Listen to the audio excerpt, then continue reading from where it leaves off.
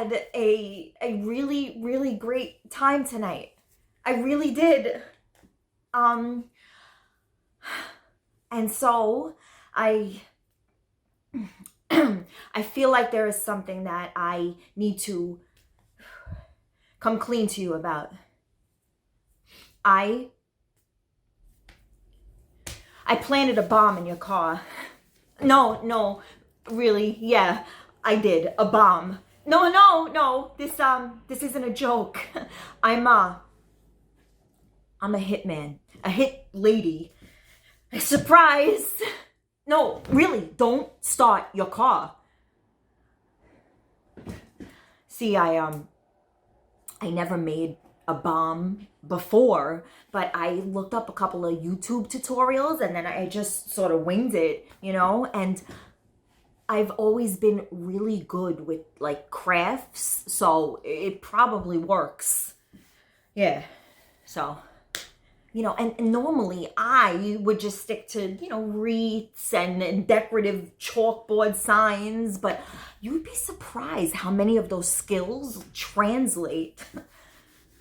Well, anyway, I'm really new to this hit lady thing. I mean, obviously, right? It's not going great, but I was really, really strapped for cash this month. So I answered a ad in Craigslist from your ex-girl. Wait, actually, I probably should not say who hired me, right? I mean, that's got to be like, what, rule number one when it comes to being a hit person or a hit professional. So let's just forget I said that, okay? You probably thought we just happened to cross paths, right? At your favorite coffee shop that you go to every morning, but no, the unnamed person that hired me told me that would be a good place to, stake you out. And I never expected that you would ask me on a date. And, like I said, I was strapped for cash, so sashimi sounded delightful. The point is that I had a really great time. I did. And so I just can't go through with it. And I would love to go out on a second date. So just don't start your car. Okay?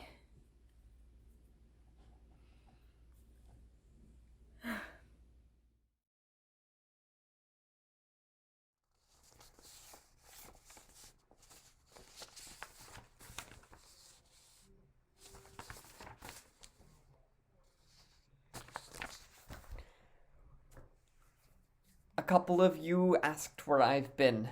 I've been taking a writing class with my dad. I know I'm supposed to read today from the first draft of my novel because that's what this class is about, but I just can't. This is a poem I wrote with my dad. It's called Sitting Here With You. I'm sitting here next to you, Dad. Not that you would know. Writing this song for you, Dad. Writing this song for your nursing home show. I can see you in your face, but I know that you're not there when you look at me back with that "who are you" stare. Every visit is an introduction, always the same suspicion. You're like an actor who's lost their words. It's not my dad who knew his mission. So let's get on with this song, Dad. This poem, or whatever it is. Let's see what we can make. Because it is what it is. You were a funny bloke, Dad, back in the day. You fed us, you clothed us, and kept us together. Mum, well, she loved your sway. Us kids, We thought you'd last forever. 50 is too young, Dad. Too young to forget who you are. It's like a bloodless fall without a physical scar. I come here every week, Dad. Here to this nursing home. 'Cause even though it makes me sad, just seeing you helps me atone. You won't remember that I was the bad son, the rebel who made life hell. I made it hard for you and Mom, but you never would tell. Your love was unconditional. Your support was unquestioning. You were the perfect dad, even when I was undeserving. So, to the others here listening to this, to the others in this class, know that Jack is my hero, even though his body is but a cast. So, new neighbors, this is Jack. He's been our dad and our friend. Love him fair, and we'll have your back. He'll be with us to the end. This is all new to me, Been off the market for years. I'm not a great catch. Average looks, but I'm fit. Money saved, but not rich. I'm a bit creaky in the romance department. Married for 25 years, and suddenly she's off with a woman. Knocked me sideways. I decide to enter the modern world and go online. I start to sweat. I'm not looking for the perfect 10, just a nice woman who'd like dinner out and some good conversation. So I go on and do the swipe right bit, and suddenly I have about 20 replies. I'm not sure why, but I swipe on this woman with smiling eyes. I ask for her number, and before I lose my nerve, call her. I'm kind of tongue-tied, so I let her talk for a while. Her voice has laughter in it. I suddenly blurt out, "Where have you been all my life?" I feel like a damn fool. But she laughs and says, "Waiting for you. We're meeting tomorrow morning for coffee, but I already know I'm going to ask for the lunch, I think."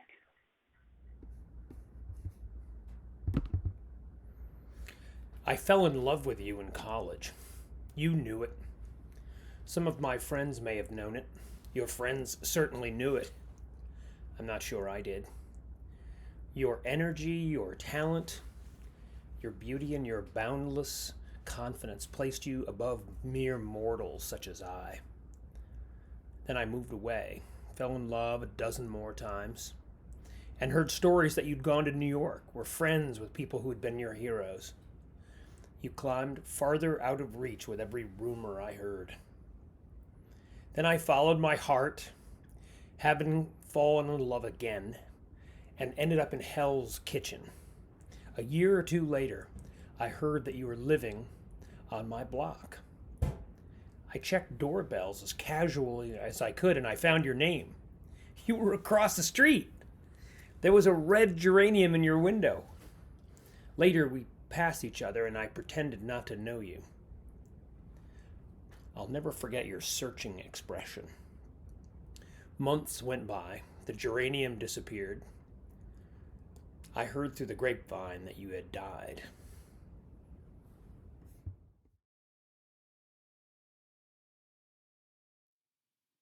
In my spare time, I make milkshakes. Sometimes I'll even throw little milkshake parties. No, not with friends, just by myself. I'm single, 6 months single, and I just found out that my ex is getting married, so that's a little raw. Yes, sorry. What's my greatest strength? I'm willing to do whatever needs to be done. For example, When I was with my ex, I did all the cooking, all the cleaning. When we started having trouble, I suggested we try therapy, but you want a workplace example? Okay. Well, my ex and I used to work at the same store, and I was always covering up for mistakes that's it? You don't want to know about my greatest weakness or... Ah, I see. I'm not good enough for you. Maybe I'm too much. You know what? I am sick and tired of being told I'm too much. I'm passionate, and I would be freaking amazing at this job. No need to call security. I'll see myself out. And you will never have the pleasure of tasting my famous Thin Mint milkshake.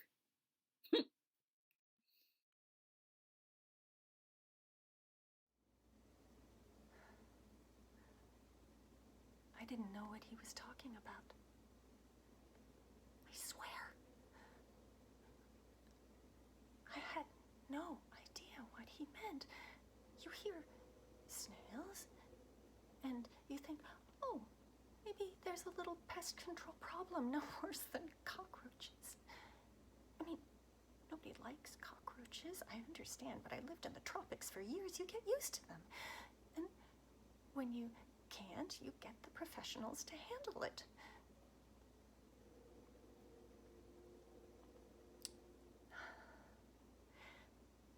There's no one else to blame. I don't mean that. I was told and I didn't listen. I mean, I listened.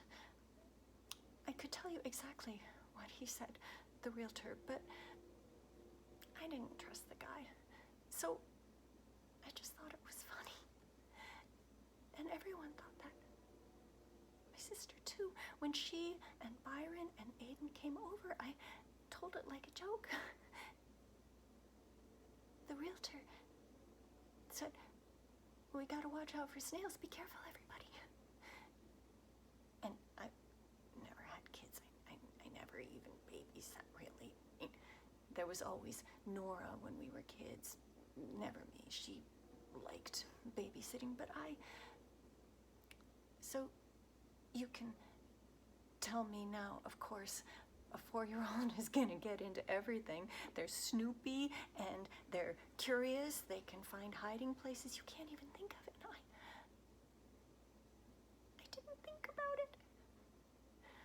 When would I have thought about it? It's a new house. And it's the first time a kid has ever come over. Even if all this hadn't happened, he probably would have been the only kid who ever came over. Unless Keith and Preston have kids someday. But, I mean, they won't now. No one's coming over now. How was I supposed to know he'd get into the basement, though? I had barely even been down there myself yet. And what the guy meant by snails? How was I supposed to know? Even if he'd have told me, I couldn't have taken it seriously. Because I couldn't imagine it. Nobody could. Until they've seen it. And Aiden...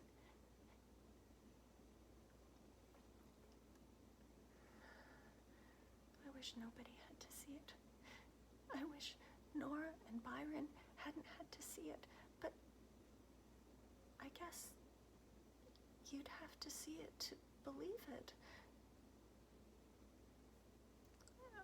About your own kid. About... I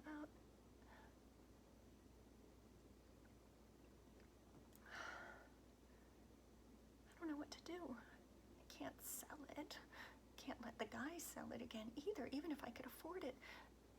That was my savings, the new house, and it's not like I can ask anyone in my family for help now. Even if they could, I won't, but where do you go after that? Where can you? And even if I could, anywhere new, I think I'd always be thinking about snails now. Always.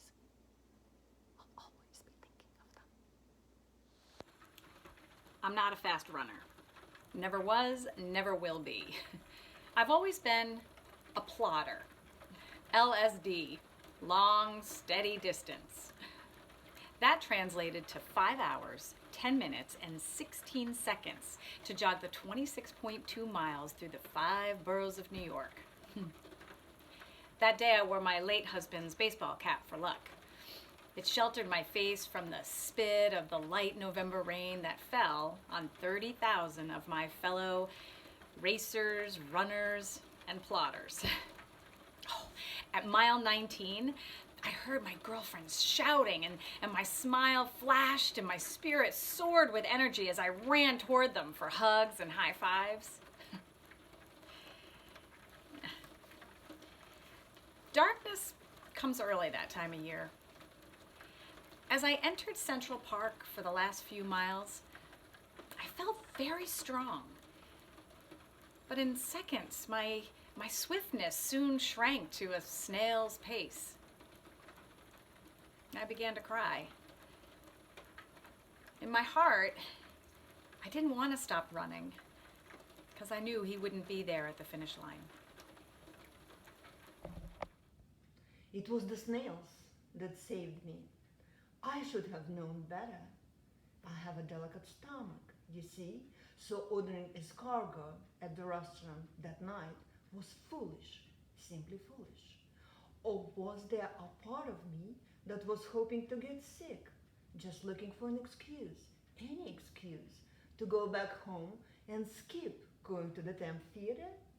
I mean, dinner was painful enough. I couldn't imagine being forced to spend the rest of the evening sitting next to the man who had cheated on me. So I insisted he go see the show without me, which he did, of course. Broadway tickets don't come cheap, you know. I can hardly blame him for that. I took a cab home and got into bed and was fast asleep when a taxi plowed into my husband and 3 other people in front of the theater after the show let out. There was no survivors. Now, when I go outside and spot a snail on the sidewalk, I don't know whether to step on it or kneel down and kiss its slimy little shell. I don't really like people. I don't usually have nice things to say. That is until I met Gene, my brother. Like Gene Simmons without the rock star part. I was introduced to him on the day that he was born. He was what you might call eccentric. My mother, anytime someone would talk about him, including me, would say, he's not different. He just sees the world with more colors than you and I. He sees what we can't. He had a thing for snails. I don't know why, but it was what he was into. And now he's gone. And I miss him. No one is ever going to be like him.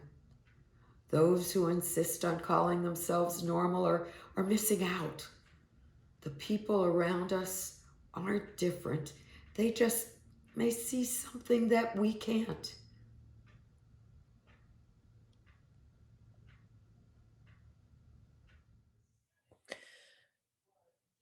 My husband and I were on vacation many years ago, driving on the Upper Corniche from France to Monaco, when we arrived in Ez, a medieval village overlooking the Mediterranean on the French Riviera. We walked through this preserved town, feeling like we'd gone back thousands of years of time, until we got to a restaurant at the top of the promontory. I scanned the menu and found escargot, which I'd never had before. I ordered it, and it arrived on a silver platter with indentations for each shell. They were covered with an amazing garlic sauce, and I began to eat them, savoring every bite. But suddenly, I looked down at my plate and said, "They're snails." I was unable to finish the rest. I'm getting too good at funerals. The guy said there was a learning curve, and he was right. Obviously, he was right. I just think these are expensive fish. That blue tang I just flushed was almost $60. And I swear, I'm not trying to be bad at this. Get a fish shake, they said. It'll be productive, they said. But this is the second time I've lost everybody but you, bud. Well, third, technically. I think I need a break from living things for a while. Other living things. I just don't want you to be all alone in there. You don't seem lonely. Do I? She asks as she talks to a snail. But really, I think we need a break, bud. We're getting too good at funerals.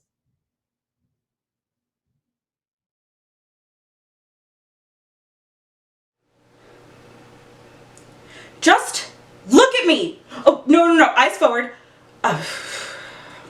Bachelor's at Berkeley, Master's at Juilliard. I played chamber music ensemble from Prague to the Hollywood Bowl. Time said I played Liszt better than anyone else in the hemisphere. So why, in the name of Mozart's unwashed butt, do I keep getting upstaged by these 9-year-old amateurs? Sure, they can perform. But do they appreciate the music? Bring years of experience to draw out deeply felt emotions? No! These toddlers wearing bow ties and tails have been tiger mommed into a hobby they resent in hopes that they'll become a meal ticket. Oh, watch your speed now. Do I want new blood playing classical piano? Sure. But I want them to come from the right way because they try it and love it and sink enough cost to commit to it like the rest of us. Now it's just kids burning out, broke professionals scrambling for solid gigs. It's not sustainable. Anyway, nice job today. That completes your lesson. Take that slip to the DMV, study hard, and getting your license should be a breeze. 5-star review would be appreciated. Good luck!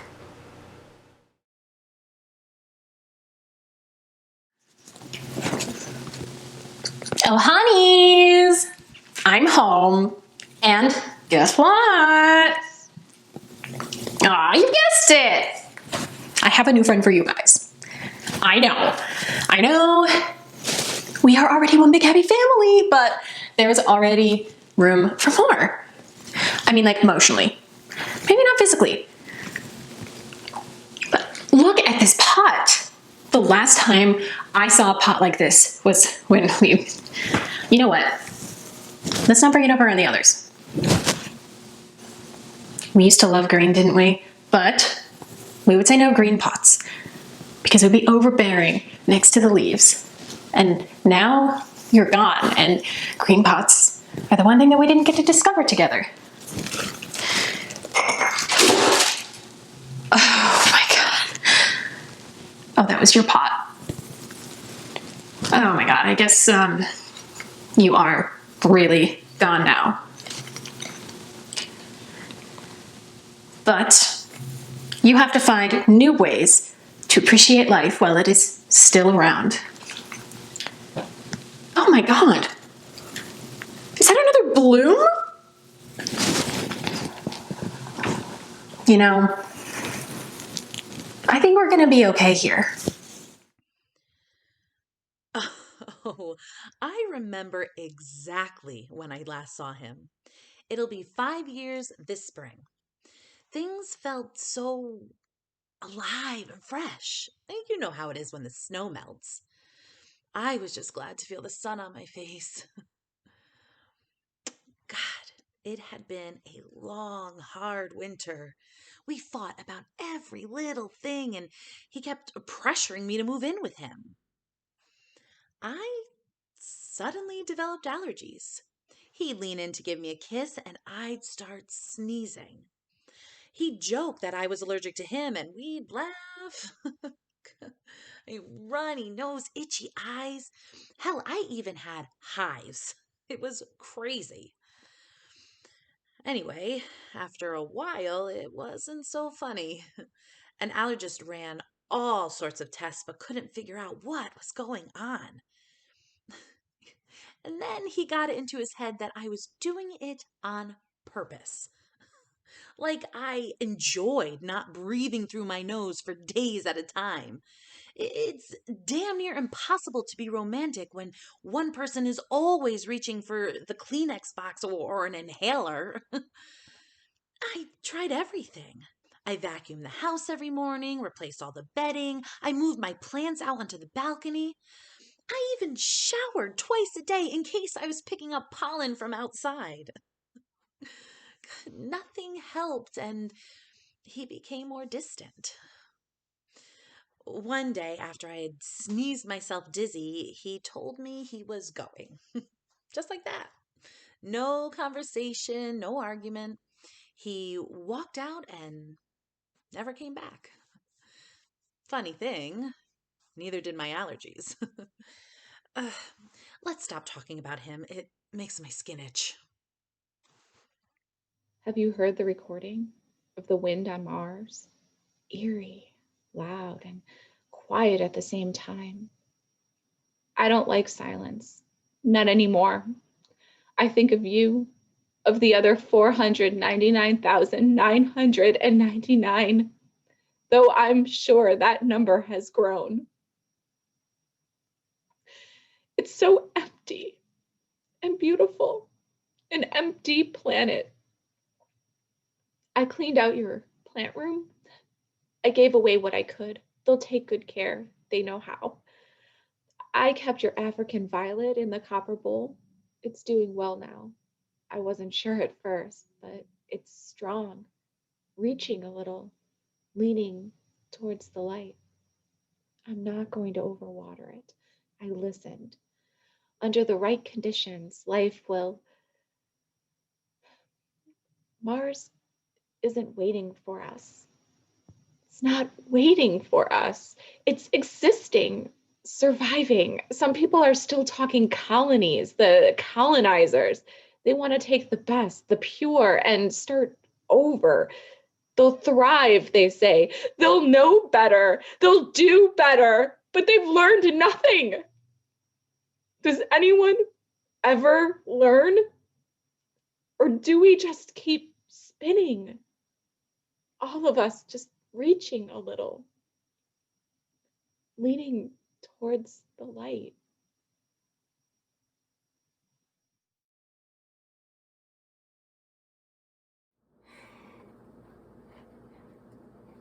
Oh, ma'am, I'm sorry that your Hawaiian pizza has more pineapple than ham on it. But you see, there really isn't a whole lot that I can do. You know the saying, don't kill the messenger, am I right?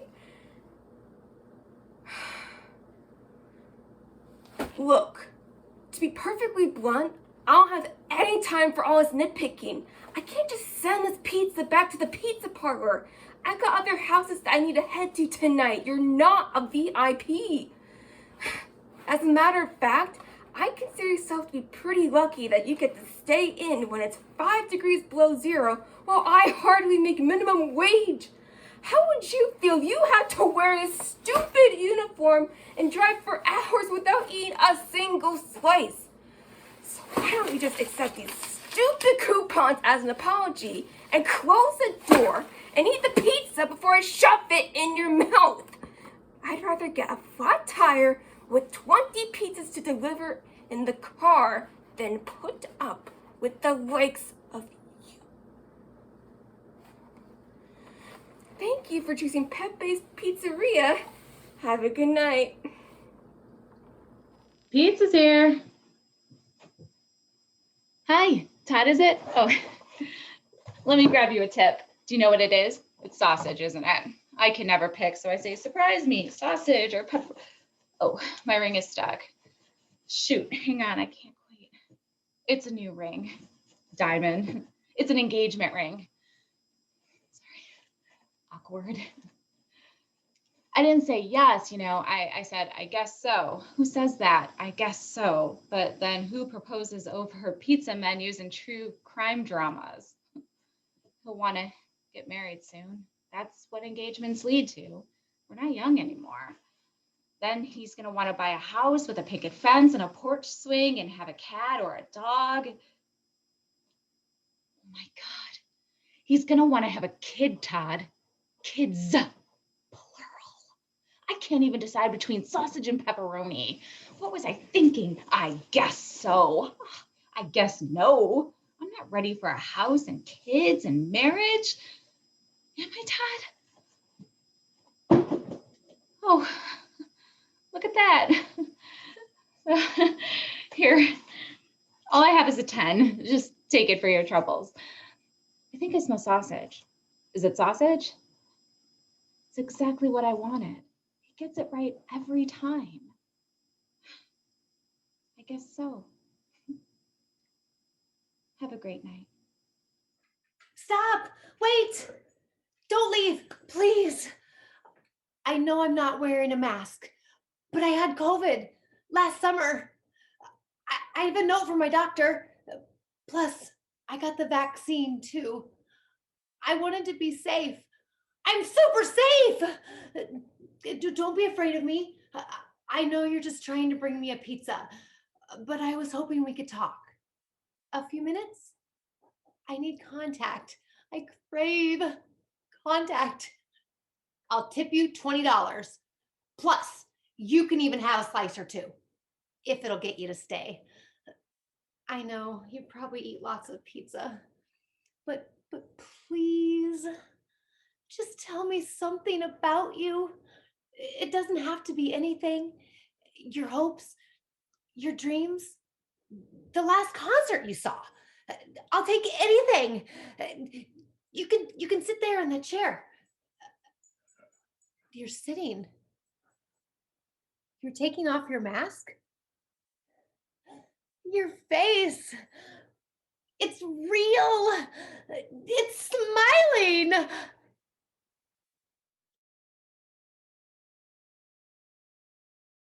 Maxine, you're a friend, so I'll confide in you. After my divorce, I needed to lose weight. That was part of the problem with Susie. She thought I was fat. No, sorry, I'm a terrible host. I'd offer you a cheeseburger if I hadn't changed my ways, but I have new faith. Those days are over. Everything bad is over, except for the telemarketing job I've had for 10 years. Yeah, taking orders for swimming pools 8 hours a day, it sucks. Look, I used to weigh 175 pounds, and then my marriage turned into a disaster, and I could never get enough food. I weighed almost 400 pounds, but just look at me now. It's about 250. It's like a dozen rainbows showing up on a rainy day.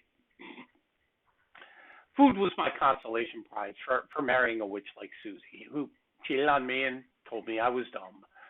I took comfort in eating bacon sandwiches slathered with mayo, frozen dinners. I consumed 4 at a time. I was a hopeless blimp. But see this? Water. I practically live on it. Drinking water is like a gateway to heaven. Yeah. Now at last, I'm safe from being an obese man on a bike, the kind of person my cousin Alice used to laugh at on our vacations to Bermuda, where people's big rears spilled over the bicycle seats. And I feel better than then. I feel free from a marriage that was worse than losing $500 on a backgammon bet, worse than those stupid filibusters in Congress, worse than getting caught cheating on my taxes. I feel like I just got out of jail. Maxine, can you relate? Hey, welcome to Cooking for Male Divorcees. Today, I'll be taking you through some simple recipes you can cook anywhere. A crappy motel room, a dirty apartment, the backseat of your car with a cigarette lighter, or wherever you end up tossing your dirty underwear on the floor. We'll start off with the traditional divorced man's favorite, ramen with cut-up hot dog. You'll need ramen, a hot dog wiener, and 2 cups of liquid. preferably water, although beer or soda will work in a pinch. You start by boiling the liquid in whatever sad apparatus you happen to possess and cooking the ramen for 3 minutes. While you're waiting, cut up the hot dog with the rusty steak knife you use to cut up everything. If it's dirty, just wipe it on your pants. Drain the ramen, add the flavor packet and hot dog bits, and voila. You have a meal that says, "Man, I screwed up my life and should have probably moved back in with my mother."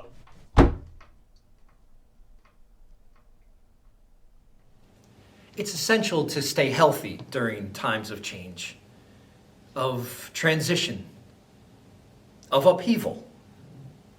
Stay healthy. That's what my therapist told me. That's what my doctor told me. That's what my lawyer told me, and then he billed me for it. Get plenty of sleep, drink plenty of fluids, and don't let the diet go to hell. But the diet is going to hell. That's what the beep from the microwave tells me when it says that another bowl of easy mac and cheese is almost ready. Almost. Peel back the paper lid. You fill with water to the inside line. Microwave on high for 2 minutes. Let sit for 2 minutes. Let sit.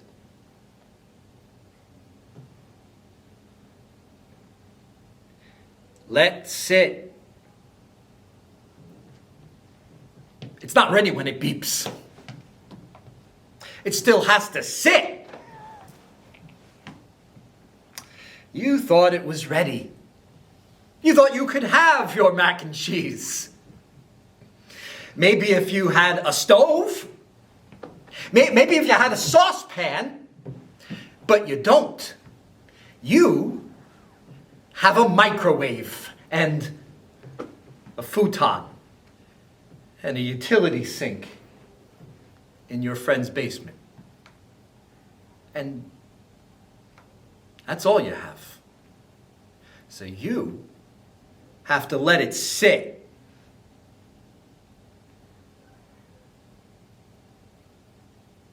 Cook for 2 minutes. Sit for 2 minutes. And then, stir and enjoy. Stir and enjoy. Stir and enjoy.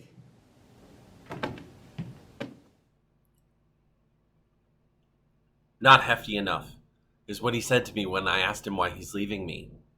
You're not hefty enough for my tastes, Michael. We're both bears. Okay, well, I'm not quite at the bear level yet, that's true, but I was working on it. I'll show you heft, a-hole. You don't even deserve the other letters because you mean nothing to me. Nothing. You're dead to me. You and your cooking.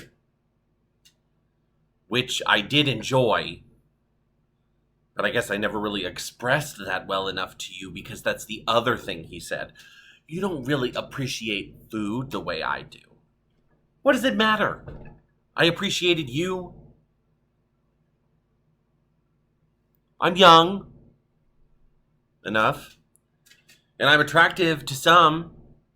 I'm going online right now and find a diet to bulk up and show you that I can be what you wanted, except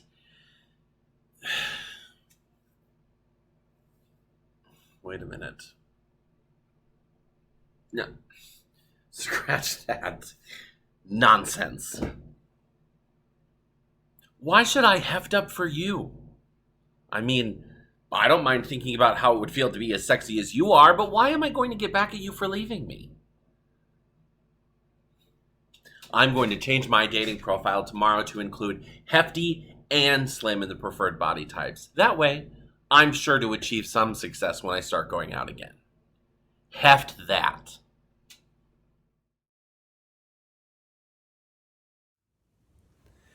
Bingo! I have hit the jackpot. Divorce definitely brings its ups and downs. It imparts pain and some simple pleasures, some greater than others. Freedom is not just a release from the marital bed. There are other benefits too. A new lifestyle, one's own choice, no one else's business. 30 years of longing, now ended. The yearning, the gentle breeze on the thigh, the glow of warmth on the buttocks. No longer do I have to hunt around for my pants. I have no need of them. Henceforth, I will live life as nature intended. Unclothed, unfettered, in the buff.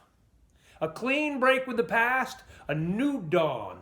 Oh, I can see a smile on your face. Jealous?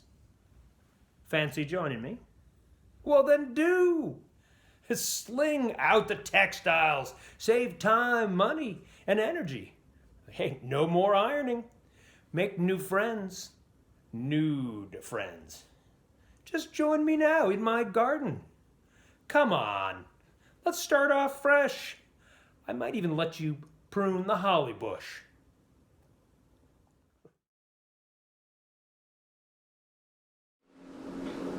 Where have I been? You got to be kidding. I'm 36 freaking years old, Mom. You've got to step back or this is never going to work. I was just out, okay? 3 o'clock in the morning, so I was with some guy, you don't know him. Oh, it's okay. I'm getting divorced, remember? I'm sorry you feel that way. No, I'm not using you.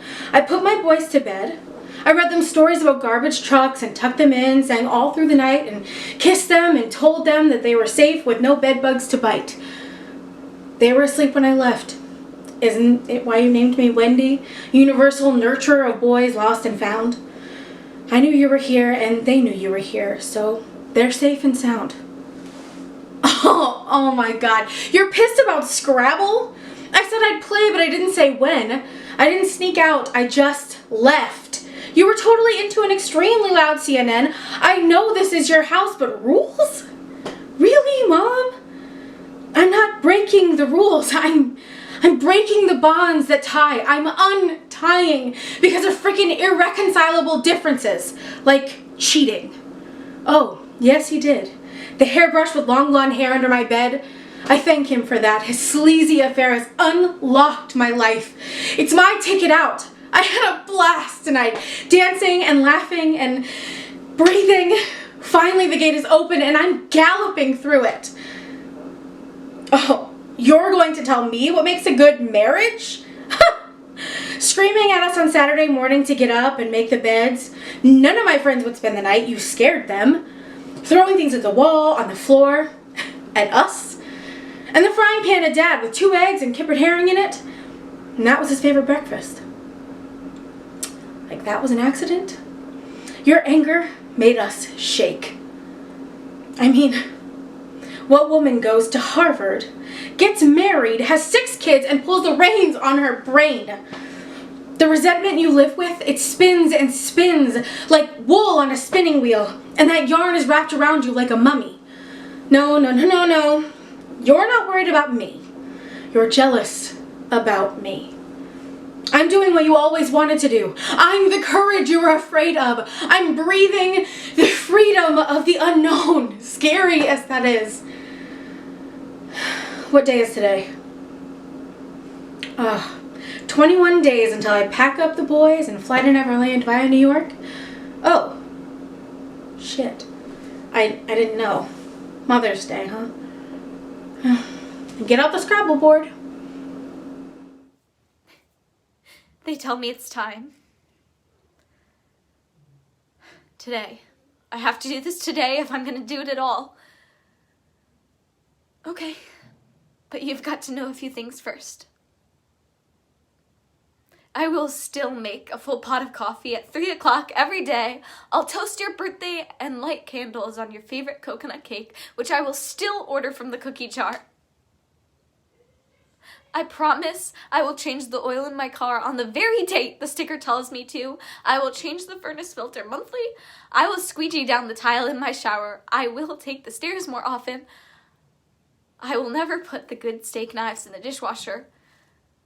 I will at least try to put my keys in the same place so I can find them later.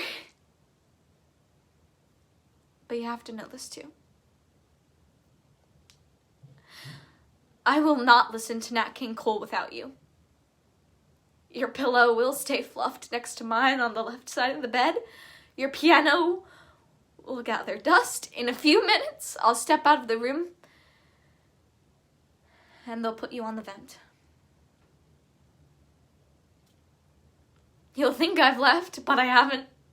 Remember how you loved when I reached for your hand across our matching recliners? I will be here holding your hand. They tell me it's time. Today. I have to do this today. If I'm gonna do it at all. So maybe I just don't do it. For at least another 20 years. Is that okay with you?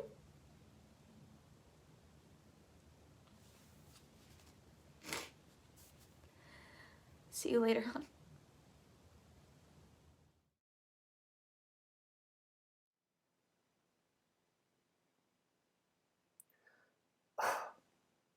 You look beautiful. Seeing a woman's face, even virtually. You know, it's been so long since my last date. I've lost track. Really happy to be here. Especially since I've survived COVID. No, wait, don't shut it off. I'm okay. It's taken time. From touching my boss's desk at work only to find out she ended up in the hospital with COVID and being hooked to a ventilator, to me not breathing without feeling the sharp pain in my chest, or the bouts of fatigue, not working or thinking straight, even from home. Yeah, I didn't go to the hospital, thank goodness, but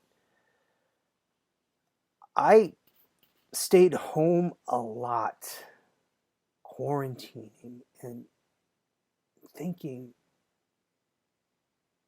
what do I want to do now? And I haven't found love yet, so now I have the urgency to find it. So you can say tonight's the first night of the rest of my life. And I want to fall in love.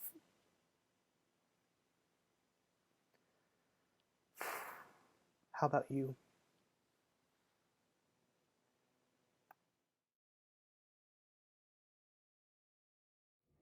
Why now? Because 1 year is elapsing. We are tired, but we have survived. Because you and me, right now, sharing this moment, every day we are surviving. We may fight different wars and not all of our battles may be won, but still we stand. Because there is a difference between being silent and being silenced. Silencing. We are the voices that must rise above the noise. We are exhausted, but we still speak. Because now is the movement, and we are learning. We may not see the world in the same way, but we listen. Because it is our job now to do the educating. Why now? Because for the world to change, we all must change, and 1 year is elapsing. What is that stupid saying about improbable forces and immobilized objects?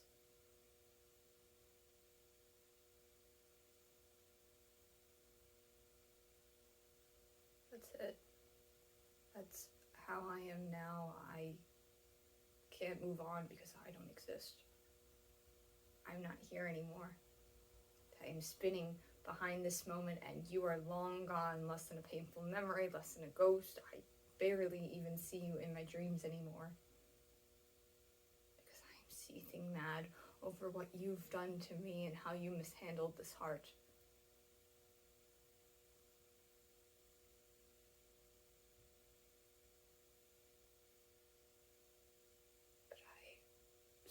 swear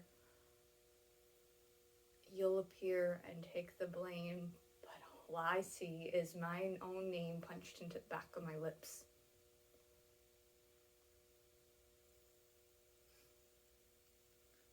What a horrendous game.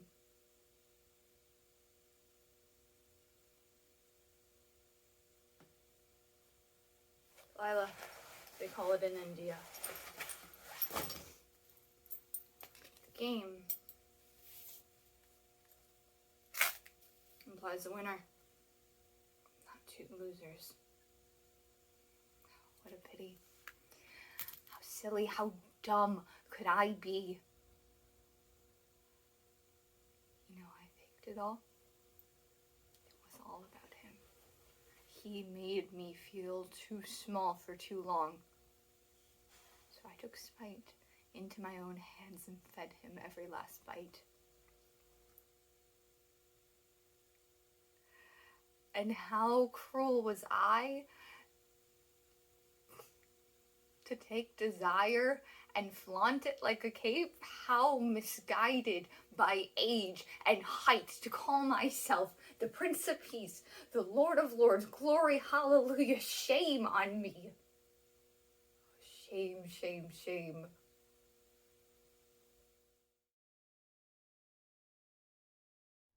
Good morning! It's a great day to do some yoga, and I'm so glad you're joining me.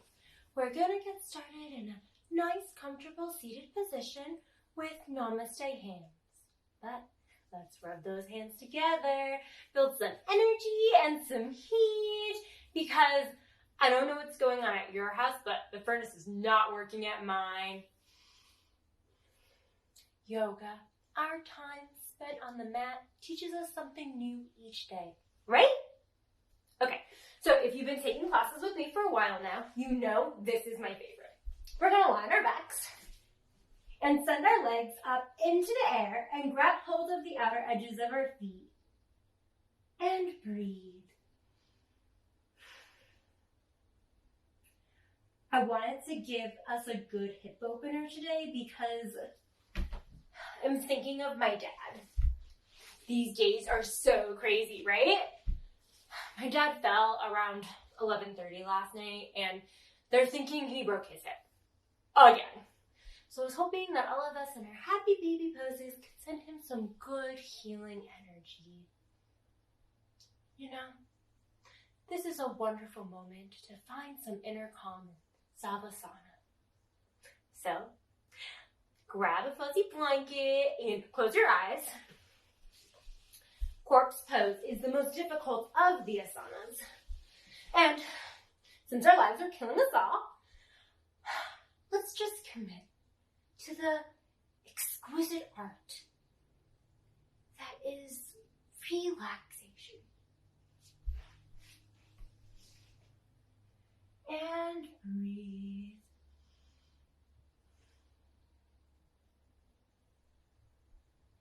For us women over 70, Match.com has amazing choices.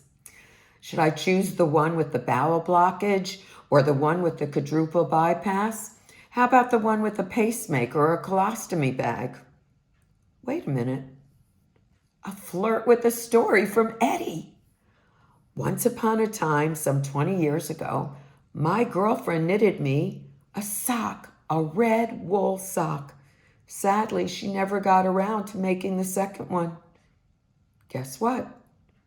I recently became a below-the-knee amputee. Turned out to be the perfect gift after all. And here's a photo of him learning to walk with his new prosthetic. Aw, Eddie, let me give you a virtual hug. Eddie, you are one amazing man. Coffee? Great.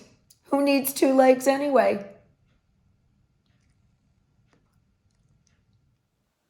What's up with your dad anyway? And your grandpa? Like, please don't get me going. I've been in my pajamas all day, trying to sneak in a nap here and there, trying so damn hard to stay up the carrot during that Zoom call with your folks.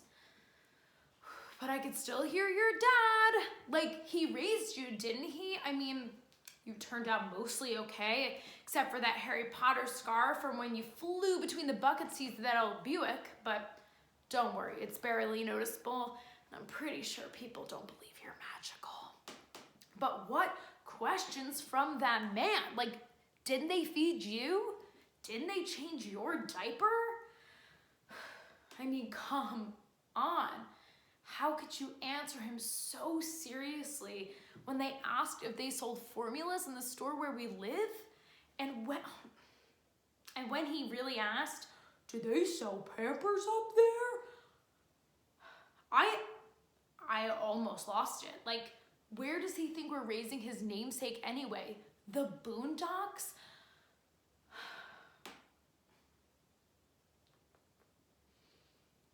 I wanted to scream.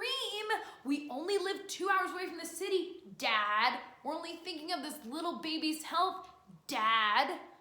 Luckily, I was too tired to shout at the computer, but I think all that internal screaming woke this little guy up. Oh.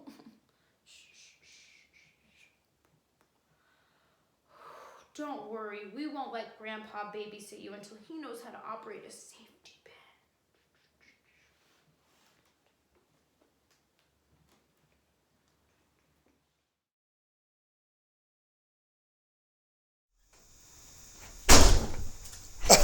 Alan! I am so glad you're home. Your daughter Paige is such an angel. Everything went smoothly. Just don't go into the kitchen. Well, you see, I'm planning a surprise for you.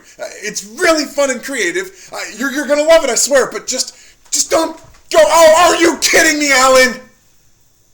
I literally just told you not to go in there. You never listen. I can explain.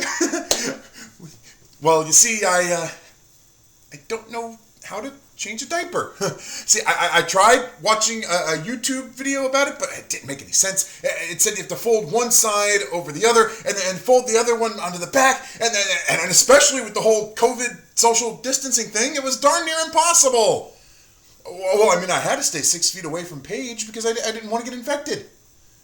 So what? She's a newborn. And newborns can have COVID too, you know. Oh, stop spreading that Fox News propaganda. Hey, I'm not talking to you until you learn the value of social distancing. I'm telling Mom.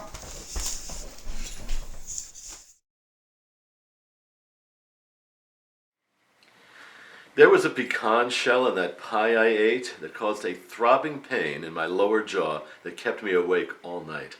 I got an emergency appointment with Dr. Roth, my dentist, for the next morning.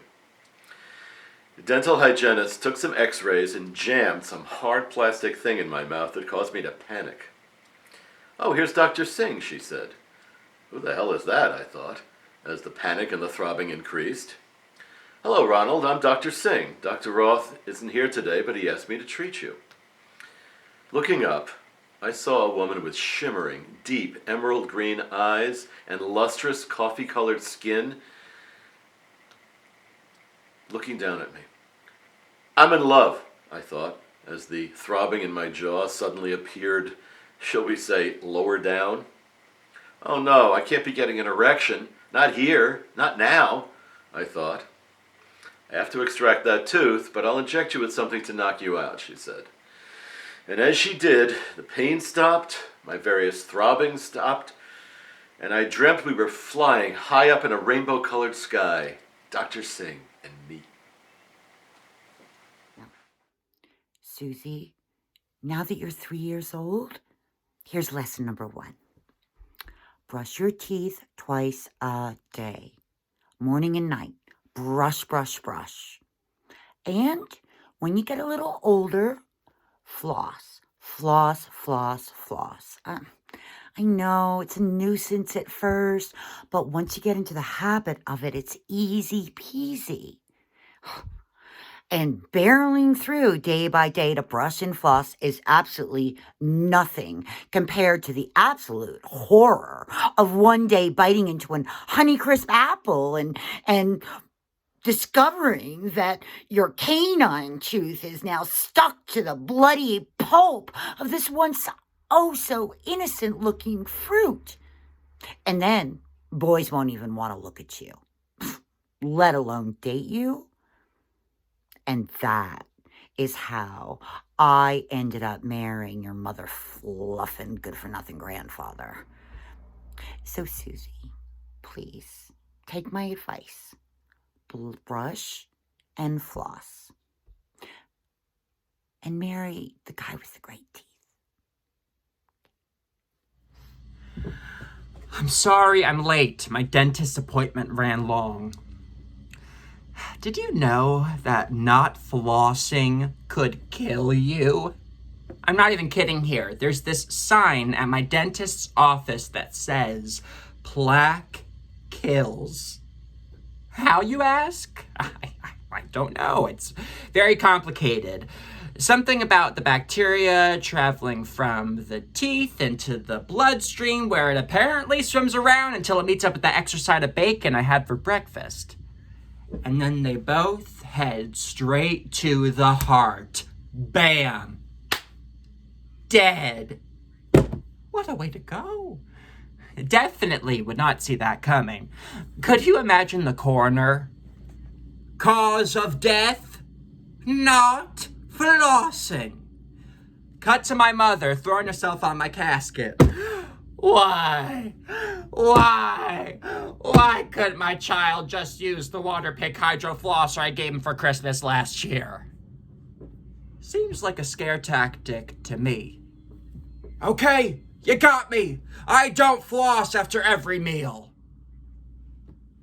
Do not say that to your hygienist, by the way. Trust me, got a long lecture while they had that tray in my mouth, and that's when they get you, when you can't talk back. Ow, damn! I thought it was a compliment when she said I had acute gingivitis.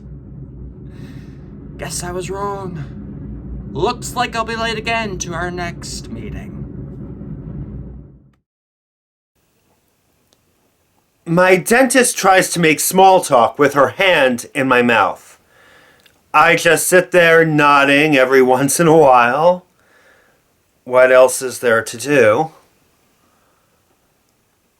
It's weirdly intimate going to the dentist. My dentist knows the inside of my mouth better than I do. Better than my partner does. Is that sexual tension? I'm not sure, but she's very, very close. Going to the dentist, I feel like I'm all mouth. Just molars, wisdom teeth, and 3 cavities. It isn't until I get back up and the blood rushes back to my legs that I realize my mouth has company. There are legs, arms, and a grumbling stomach as well. Why am I always hungry after these appointments?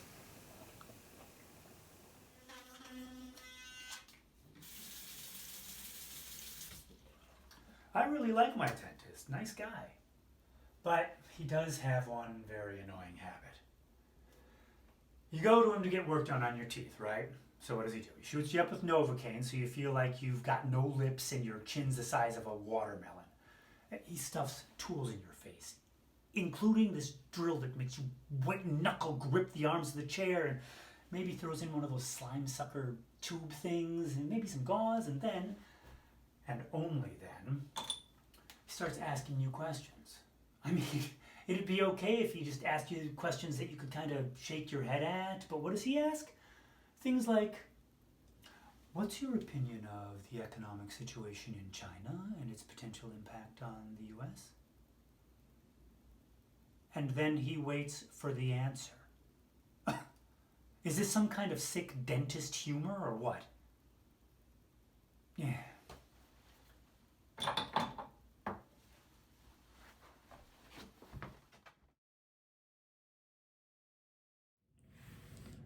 Okay, so I know it's wrong.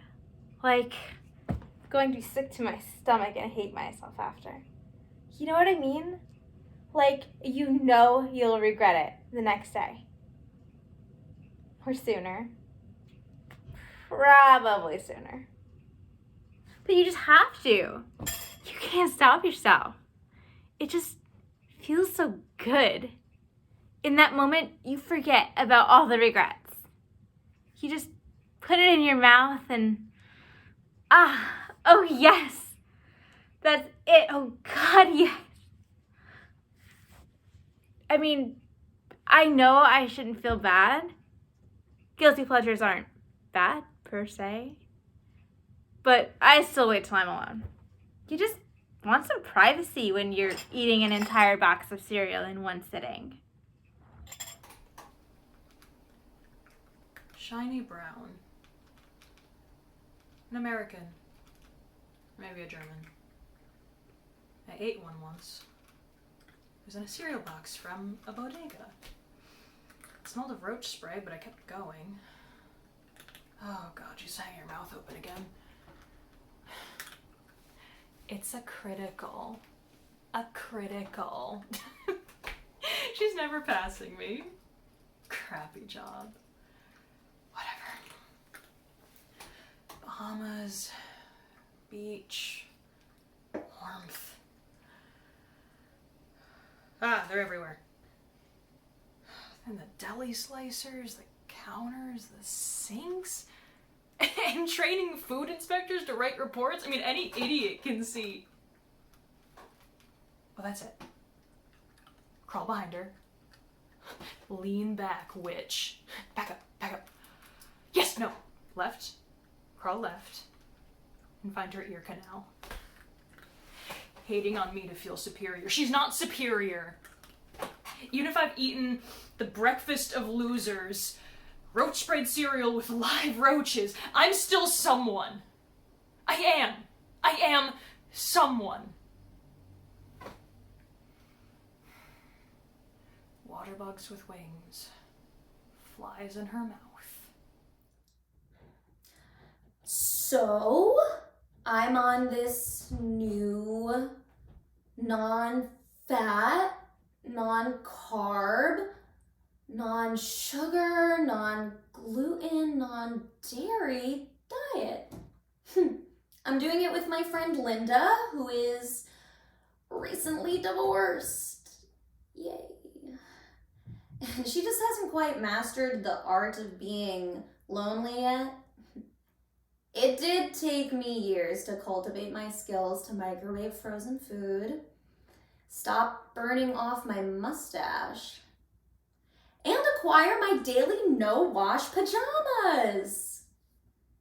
Okay, they're just regular pajamas, but that is beside the point.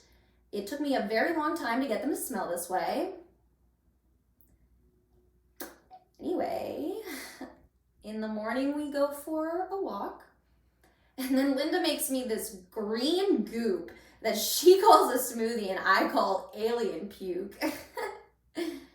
I used to eat Lucky Charms for breakfast, but that was before Linda told me that I was too old to be eating things out of boxes with cartoons on them. That means I can't have Cocoa Puffs or Trix either. At night, we make some low-carb dinner that we eat and then fall asleep on the couch watching Golden Girls. Last night, Linda did tell me that she is grateful that I'm doing the diet with her, but I told her I wasn't. And at the first chance I got, I was going to be sneaking Reese's into my mouth. But she said, I know. I'm just glad you're pretending.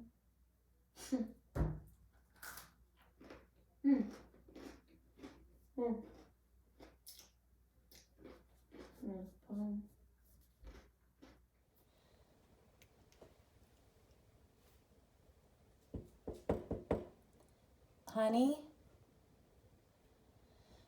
Honey, I'm sorry. I didn't mean it, really. You know I love you. I adore you. Maybe we've been spending too much time together lately. You know, before we were married, my mother told me all this stuff about, like, how living with someone requires patience and a whole bunch of other stuff, but I really wasn't listening because she was telling me this while I was trying on wedding dresses. But in there somewhere, she said something about together but separate. Like how we might need our own space every once in a while. And we've been spending a lot of time in sweatpants and eating in front of the TV. And sometimes I look over and I'm like, who is this guy? But that is entirely my fault. You are so wonderful and handsome, even with the stubble and that stained t-shirt you just won't get rid of. I guess it's just not how I imagined it. But maybe we can try being more romantic and taking care of our appearance and table manners and having an interesting conversation once in a while.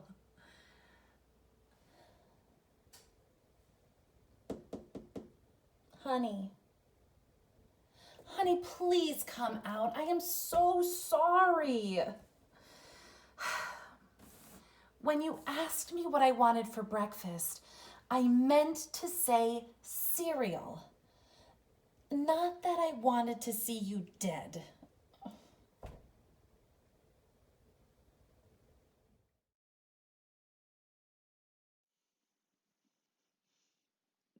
My roommate drove me crazy. I often wanted to push him out of the living room window. Don't worry, I'm not homicidal. We lived in a ground floor apartment.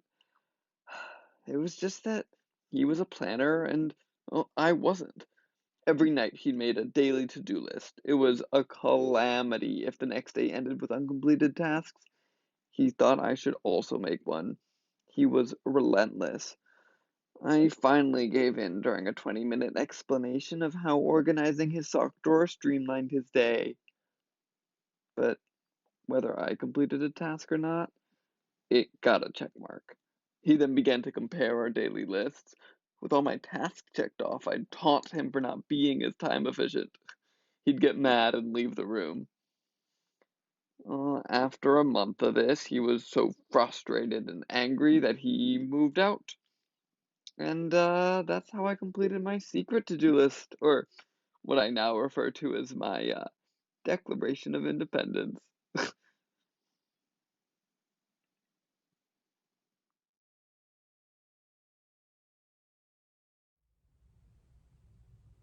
Hey! I know it's probably weird for you to hear from me. It's weird for me too. I mean, I know I'm not actually talking to you, but I did get to hear your little, please leave a message. Your voice hasn't changed. I'm not sure why it would have. But, yeah. Still sounds like the same old you. You haven't gotten any better at picking up your phone calls, have you? It's like you have a ringtone for me that says, don't answer! And I need one of those for the cops. Yeah, because they won't leave me alone. They've even popped by my place a few times. But don't worry. I'm not there. So I hope you're doing okay. Oh, right. My tire. That's why I'm calling you. It's that my tire popped and I'm stuck in your neighborhood. So it made sense to call you. If I was farther away, I would have called somebody else. Not that I don't want to talk to you. I just know that you don't like that much. So, whenever you get around to listening to this, I'll see you soon. Okay? And hey, I'm glad that you finally got those lilies to bloom.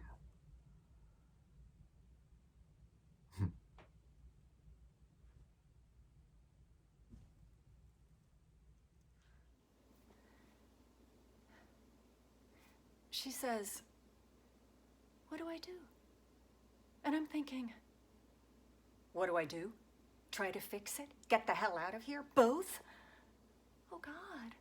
Can you believe this? She says. Sure I can. I knew it was gonna be disaster the first second I saw her. Egg?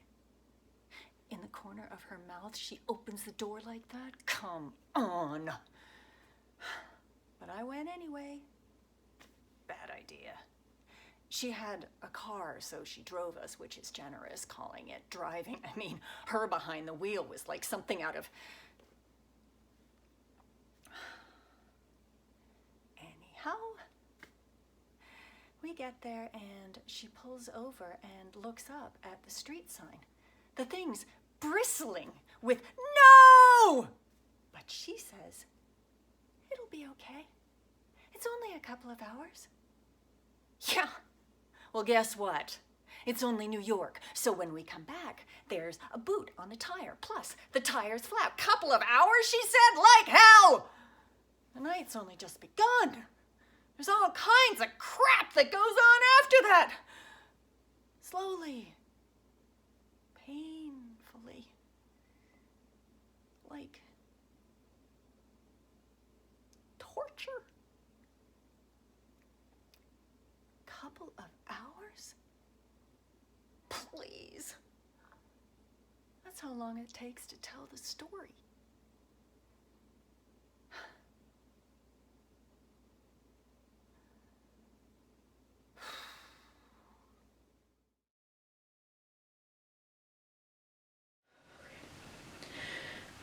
Put things in a box, wrap it up, and put it on a shelf of my mind. Leave it there. Write my thoughts every day. More deep breathing. More meditation. Keep a gratitude journal. No more. Not now. Self-care is ridiculous and almost impossible under these conditions. I do not feel grateful. I am upset and stressed almost all of the time. Okay. Now, I'm alive. I have a roof over my head. I'm safe. I have a job. I have food to eat. Back to deep breathing. In. Out. In. Out. Maybe I have the wrong link. No, this is right. I didn't mess it up, at least not this time. And I've had my share of mess ups over the years. I still can't live down that damn fruit salad incident of '99. So stupid that Junie is still upset that I brought the fruit salad instead of the potato salad to her graduation. Well, my fruit salad made that damn party, Junie. No one could stop eating the watermelon. It was cubed and juicy and perfect. It was what everyone wanted, not some soggy potato salad. Whatever. It's done. It's all over. Except no one wants to move on. No one wants to live where life happens. They want to stay where things that don't have meaning exist. But this isn't that time. This is my time. And on my time, I'm here and I'm ready and focused. Hello? I'm here waiting for you, waiting for it all to happen. Why the hell is he so late? I mean, 3 p.m. means 3 p.m. It doesn't mean 3:02 or 3:05. It means 3 p.m. Don't I matter? Don't I deserve to be with someone that wants to be on time for me? Shit. He's one of those people. Rude, inconsiderate, uncaring. Why do I always surround myself with people like that? People who use me up and just toss me away like I'm not worthy, like I don't matter. Well, I do. I do matter.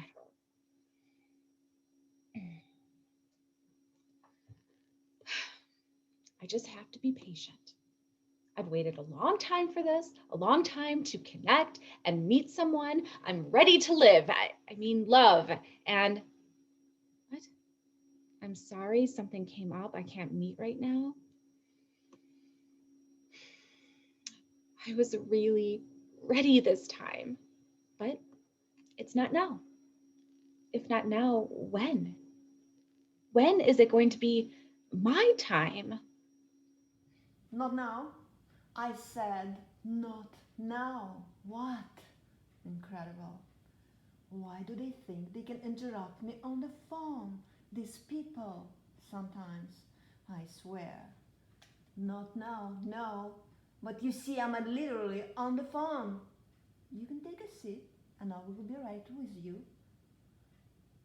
Why don't you tell me what this is about? And yes, I wanted to make sure it was something stupid that clearly doesn't need my attention right away.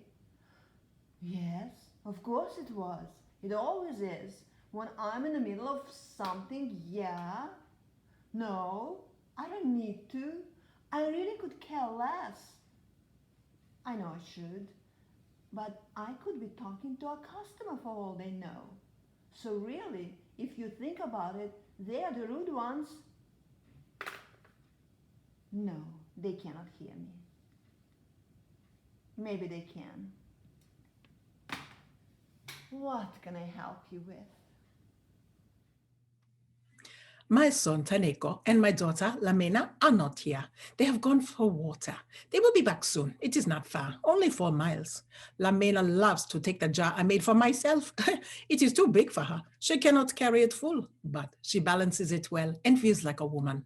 But for Taneko, he must have a yoke and 2 large jugs to share with his aunts and uncles. So he becomes a man. He will take 1 jug here to my sister and her family. My sister in her turn has taken some berries to our brother and his family. She and I have gathered wild berries together since we were smaller than Taneka. The thorns of the bushes tear at us because we steal their fruit. They set the ticks on us and we must remove them one by one. We never once let them stop us. We feel sorry that the bushes are so angry. Sister and I agree. We need the berries more than the bushes do. We understand too, we always must pay. Sometimes the payment surpasses understanding. My husband will soon be home. It is a special day of manhood for our son. The son and father hunt to provide for a special celebration. You wait right here. Please join us for our celebration. We will have much to share. Our hearts are always full on such days. Nothing can stop the beat of a full heart. My wife's been missing for over 2 years now. Isn't coming back. I've made peace with that. I have. It took me a long time, but it's the truth of the matter. Not tonight, Jen. Those were her final words to me before she left. Not tonight. Maybe things might have been different if I went after her, screamed for her to come back inside. Told her I was sorry or something. But I suppose it doesn't even matter now. You want to know the worst part of it? I'm losing myself. Missing her. I don't cry anymore. I didn't cry when the police told me she was officially a missing person, and I haven't since. Then before you know it, it's 2 a.m. and the loneliness seems to find its way back into your bed. You pray and think to yourself that maybe soon you'll feel whole again. You tell yourself perhaps soon you won't ever have to dance with loneliness again. And then you wake up.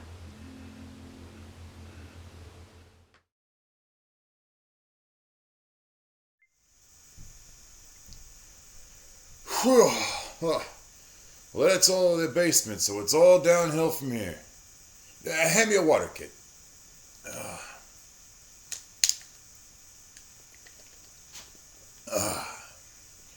You're going to find in this business that the bulk of what we move is from basement to basement, attic to attic. Just a lot of junk that people don't even use, but they keep lugging it around with them. Just basement to basement, attic to attic. And I used to be like that. I had a bunch of stuff I kept collecting, beer signs, sports memorabilia, stuff from my childhood, like old gaming equipment. I didn't want to let go of any of it, but all it did was pile up. Never used any of it. And my wife kept threatening to divorce me, and I think she was getting serious about it. One day we were moving this guy. Nothing in his basement. Nothing in the attic. Barely anything in the house. Where's all your stuff, I asked. He told me that years ago, he'd realized that our possessions end up owning us. He said he was a lot happier without them. He was the nicest guy you'd ever meet. Good tipper, too. So I went home and I told my wife about it. Let's get rid of all of it, I said. We threw stuff away, gave it away, sold it, recycled it. And let me tell you, afterward, we were never happier. Our love life improved too. So you're just starting out, kid. Take my advice and don't start collecting stuff. Find a good woman and start collecting happy memories with her. Trust me on that one. The emptier the basement, the better off you'll be. Shh. Don't make a sound. Don't even move. In fact, it's best not to breathe. Do you hear that sound up there? It sounds like a herd of marauding rhinos. Well, those little beasts up there are my children. Can you believe there's only 3 of them? It sounds like a dozen, doesn't it? Oh. If they find out I'm down here, that door will burst open and they will descend down those stairs like a pack of hungry hyenas marauding onto a carcass. They will figuratively strip my flesh to the bone and suck from me the will to live. Daddy, would you play ball with me? Daddy, would you have tea with my dollies and me? Daddy, can you read Hungry Caterpillar to me again? No. Daddy needs a break for a few days. They won't come down here on their own because I've scared them and terrified them with stories of basement beasts. I've got food, I've got water, reading material, and plenty of toilet paper. Don't tell my wife you've seen me and tiptoe on your way out.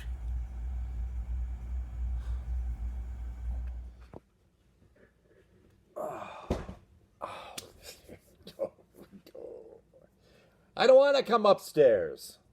No, you come down. What do you mean, to do what? I don't know. We don't have to keep the game on TV. I can turn it off. And I won't keep checking the score. Yes. Yes. What? Well, we'll put on a rom-com or something. Well, I'm tired too. Are the kids asleep? I'm just getting kind of lonely down here. I don't want to go upstairs with kids' stuff all over the place. I mean, they're right up the stairs. They could be in that stairway any time. And then where's our time together? We can lock the door down here. They can have the whole rest of the house. And then we can do whatever we want. Oh, man, no.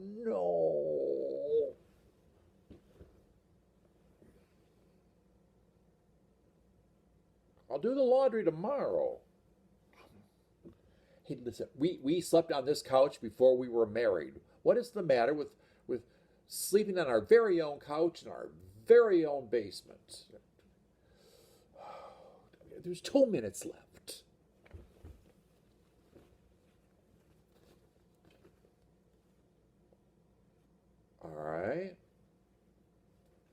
do the laundry tonight. I just need to see what happens.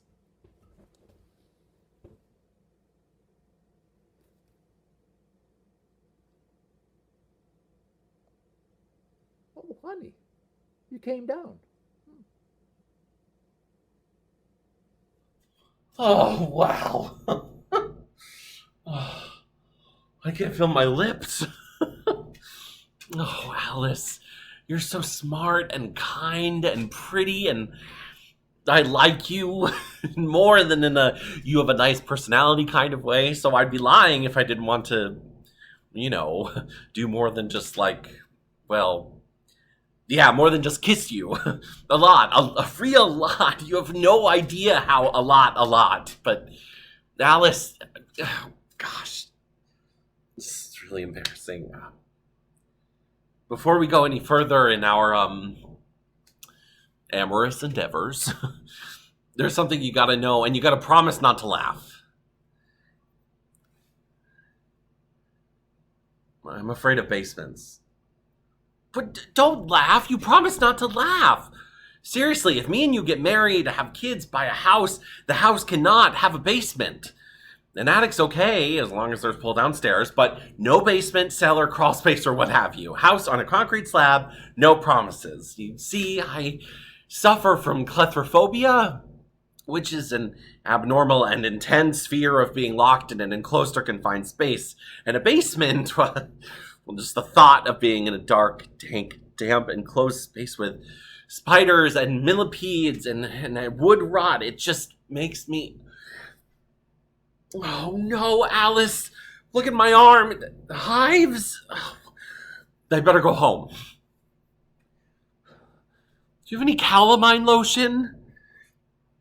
Oh, a lot! They say that I am haunted. I am. Haunted by the untimely death of some who resided herein, lured as they were to my Victorian charms. I shall never forgive myself for the steep incline of my stairs and the lacquered luster of my parquet floors that led to the early demise of the Schrader child, who, running down my hallway in her patent leather shoes, was unable to break before tumbling down a full flight to her death. Haunted, too, by the image of Mr. Thompson during the Great Depression, behind in his mortgage payments, literally at the end of his rope, dangling from a rafter in my attic. 'Twas due to memories like these that I retreated to the basement, my subconscious, where I am free to conjure up soothing fantasies of castles on the Rhine and Newport mansions. Sometimes, so taken am I by flights of imagination that utterances escape me, or peals of laughter, which, I suppose, explain my enduring reputation as a house of spirits. I'd thank you kindly if you took off your shoes. Add them to the line by the door. The bike is just this way. Oh, can I get you anything? Water? A beer? A snack? Do you need to hit the head?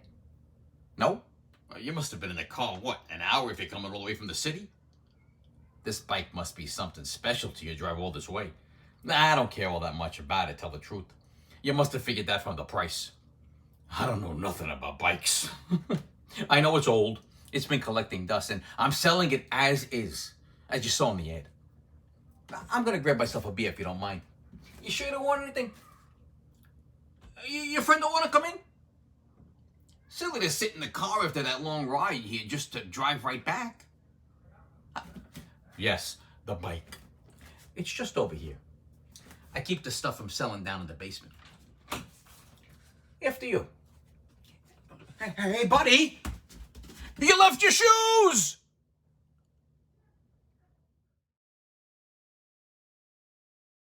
Red lipstick. Who knew I'd go for it at age 60? Sinfully red. The red scarf to conceal my old chicken neck. The hair tied back in a sloppy bun. My dancer dress is black and black shoes. I know he disapproves of these shoes. They are flat, no heels, so offensively not ballroom that one time he offered me his, an old pair of his. he kept in the back of the ballroom closet. My teacher, he's 34. When he is 60, I will be 86. He turns on music and takes my hand, and 1 and 2 and 3, and left and right. My hips follow his hips. We turn and turn again, and 1 and 2, and suddenly we leap into the sunlit air. Yes.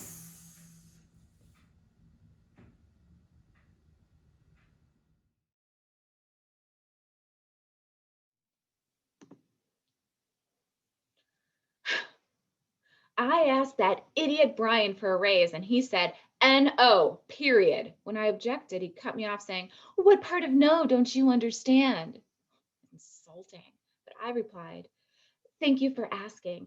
I do understand the word no. What I don't understand is your rationale for saying no.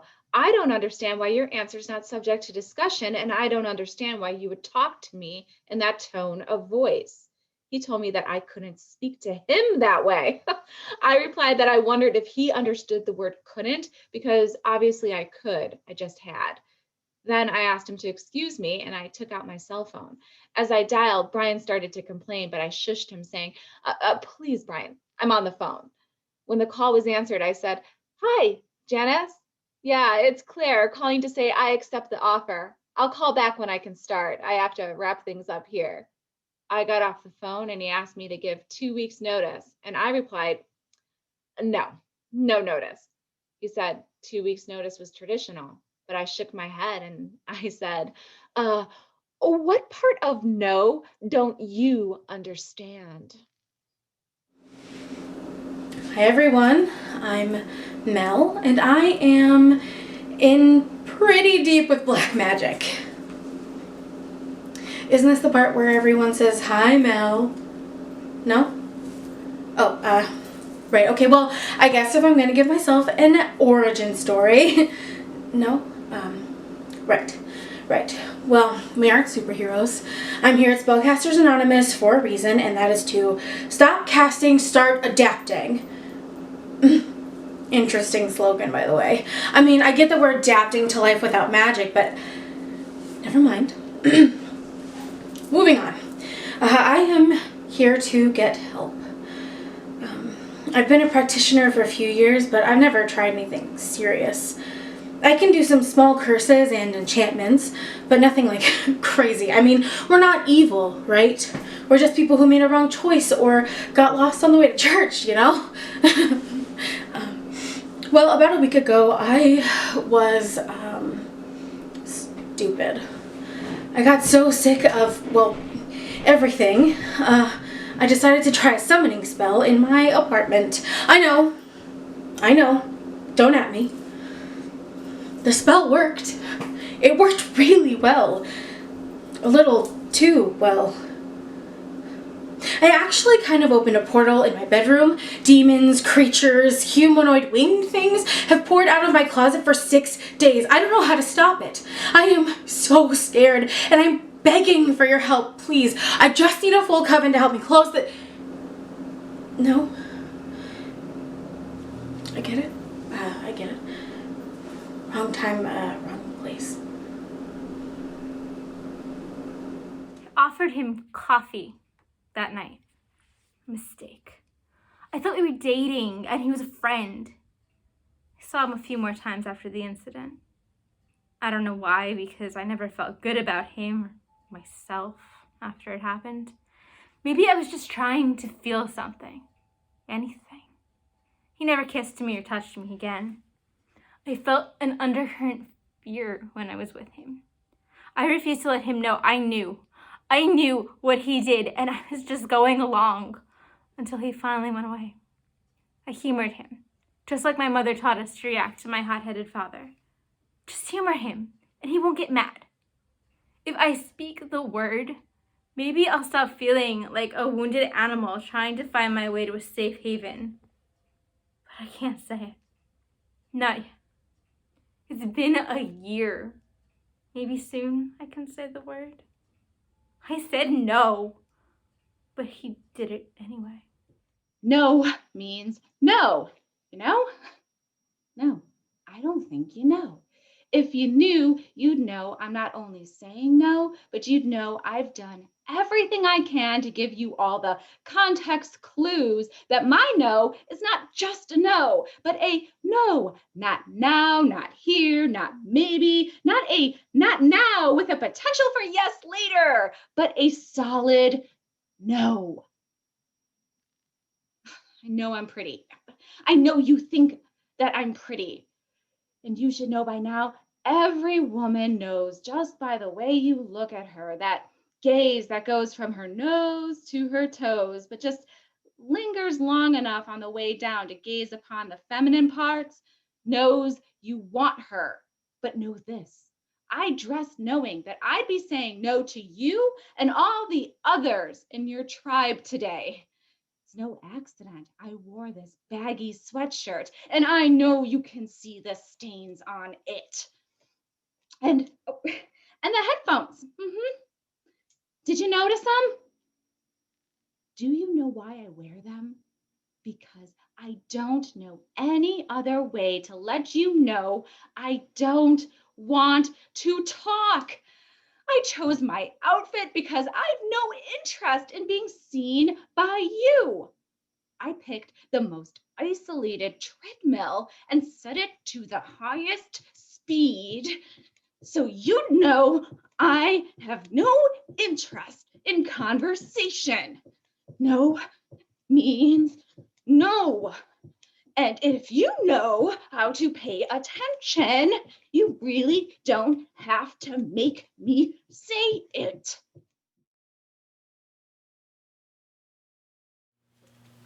Good morning, good afternoon, and good evening. That's my personal greeting menu. Get it? I got a million of them. Only 999,999 to go. I hope you're not in a rush. You probably don't recognize me from my appearances on Comedy Central. That's because I've never been on. Speaking of me, I bet you're wondering what I'm doing here as your waiter. Well, isn't it obvious? I'm waiting for my big break. Just between us, this place is a real find. Yeah, it's been fined many times by the health inspector. No kidding aside, folks. Can I interest you in a nice Chianti that pairs perfectly well with our plat de jour of lamb? And let me tell you, it's not half bad. I'll even throw in a side order of fava beans. Well, thank you for being such a hungry audience. My name is Hannibal, and I can't wait to serve you to the other diners. I'm here a week, but don't worry, you won't be.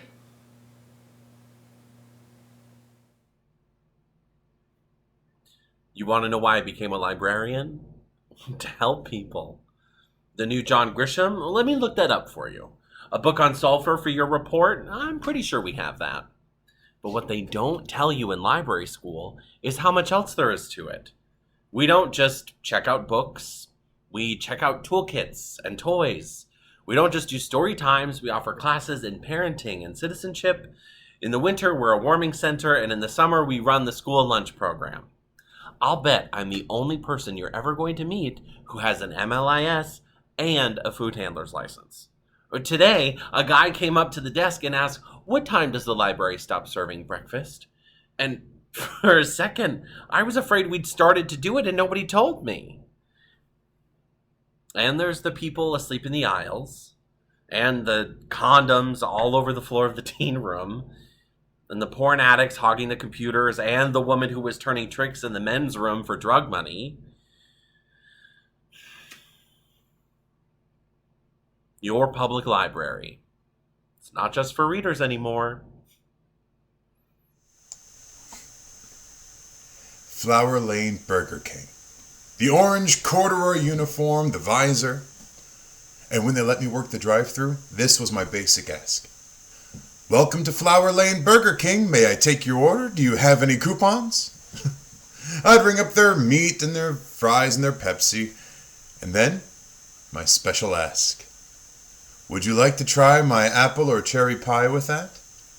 Which I know, my pie, like I had invented the recipe, but that word, my, not their pie. I'm giving my pie to you.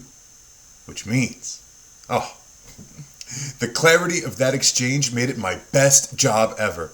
You ask a question and then boom, you get a response. You've made a connection. You both exist together. A huge takeaway. Thank you. No, bless you, Burger King. And Gabby, you look like a painting from long ago, but also very 2021. Like some guy at MIT threw a Renaissance princess and America Ferrera into a gene editor and spliced in a little Lizzo. Oh, do you play the flute? I think I should learn. God. Zoom dating. What is this, right? Right? Wait. But before you leave meeting, just know this. If you ordered from my drive-thru, I swear to you, I'd tuck my apple pie and my cherry pie right into your bag. Literally tuck. Oh, not tuck in a dirty way, unless. What was your best job? Or your favorite season of Stranger Things? Or whatever you want to expose. God, bottom line, I see you, Gabby. I hear you. May I take your order? So, here I am, at 22 years old, working a part-time job at Rite Aid so I can pay off past tuition at my local community college. I'm the only one to put on register, and the only other person in the store working with me is my manager. This woman comes up to the register I'm working at, puts down her basket. "How may I help you?" I ask. "I actually realized I forgot one more thing, but after I'm done getting it, I'm ready to check out," she replied. She leaves her basket, goes to get a new item, and I start rating out her items. She comes back quickly, puts down a new item, and says, "I forgot one more thing." And she leaves. At this point, another customer comes up, but I just figured that the woman would be done getting her items. But she isn't. When she's finally done, a line has formed, and the customers are getting annoyed. They start asking me, "Can you open up another register?" And I reply, "No, I'm the only one to put on a register." And they say, "Well, that's the reason you open up a second register." And I say, "Well, I'm the only one here to put on the register." At this point, the wandering item lady brings out her coupons. This one's buy one, get one free. This one's buy 3, get 4 half off. This one's buy 100, get Brad Pitt. Meanwhile, the customers are still asking to open up a second register. And they're yelling for a manager. So I call her, and she comes and says the same thing. He's the only one to put on the register. So finally, the woman, instead of leaving, pulls out wrapping paper, and she starts wrapping a free Brad Pitt at the register. And then I give her this look, this sort of, "Get the hell out of my store" look. She finally looks up and says, "Oh, am I in the way?" And in a way more annoyed voice than I mean to, I go, "Uh-huh." And she finally gets the hint, and she leaves. And the next person comes up to the register. New person in line goes, "Can you open up another register?"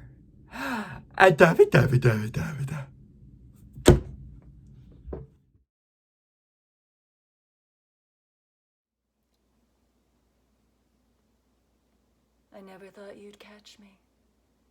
I mean, who isn't missing a few Tupperware lids?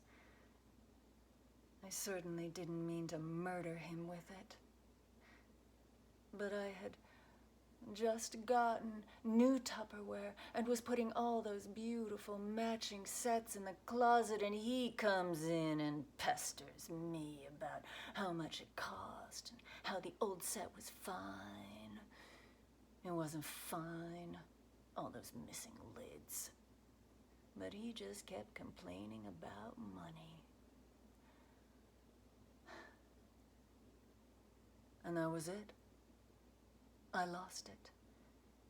I had this lid in my hand, and I just started smacking him with it as I yelled at him. Then I held that lid under his chin and threatened him. Not another word about my spending. Ever! Pulling away, I noticed there was this film of blood on the lid, and when he saw it, he grabbed his chest and fell forward.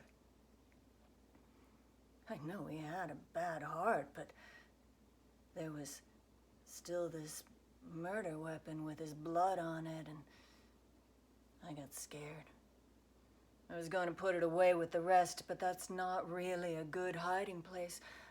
Not when it was actually a full set in the closet. Like anyone actually has all the missing lids. I jumbled it up so it would look old. Then I put that incriminating lid in the toaster and then threw the melted mess in the trash. I was so sad to break up my brand new Tupperware set, but I could always claim it had been missing for years. After all, who would question a missing Tupperware lid?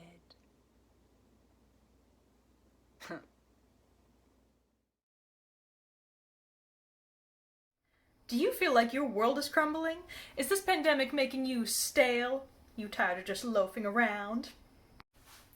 Hi there, and welcome back to my baking vlog. Butter my butt and call me a biscuit. Baking bread has recently become really popular. It seems like everyone and their mother is baking bread these days.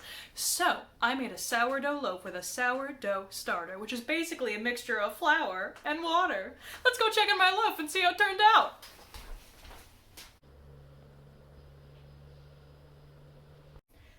Oh, it's not rising. Didn't rise. It's okay, guys. No need to cry.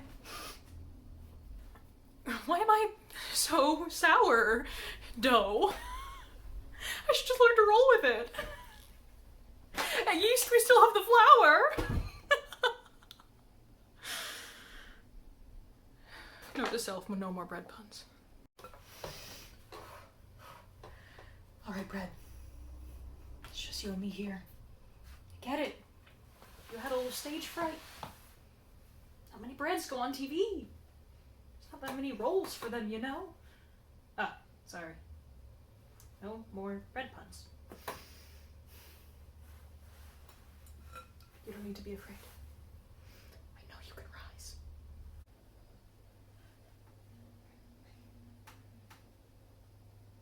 If you don't rise, we're toast.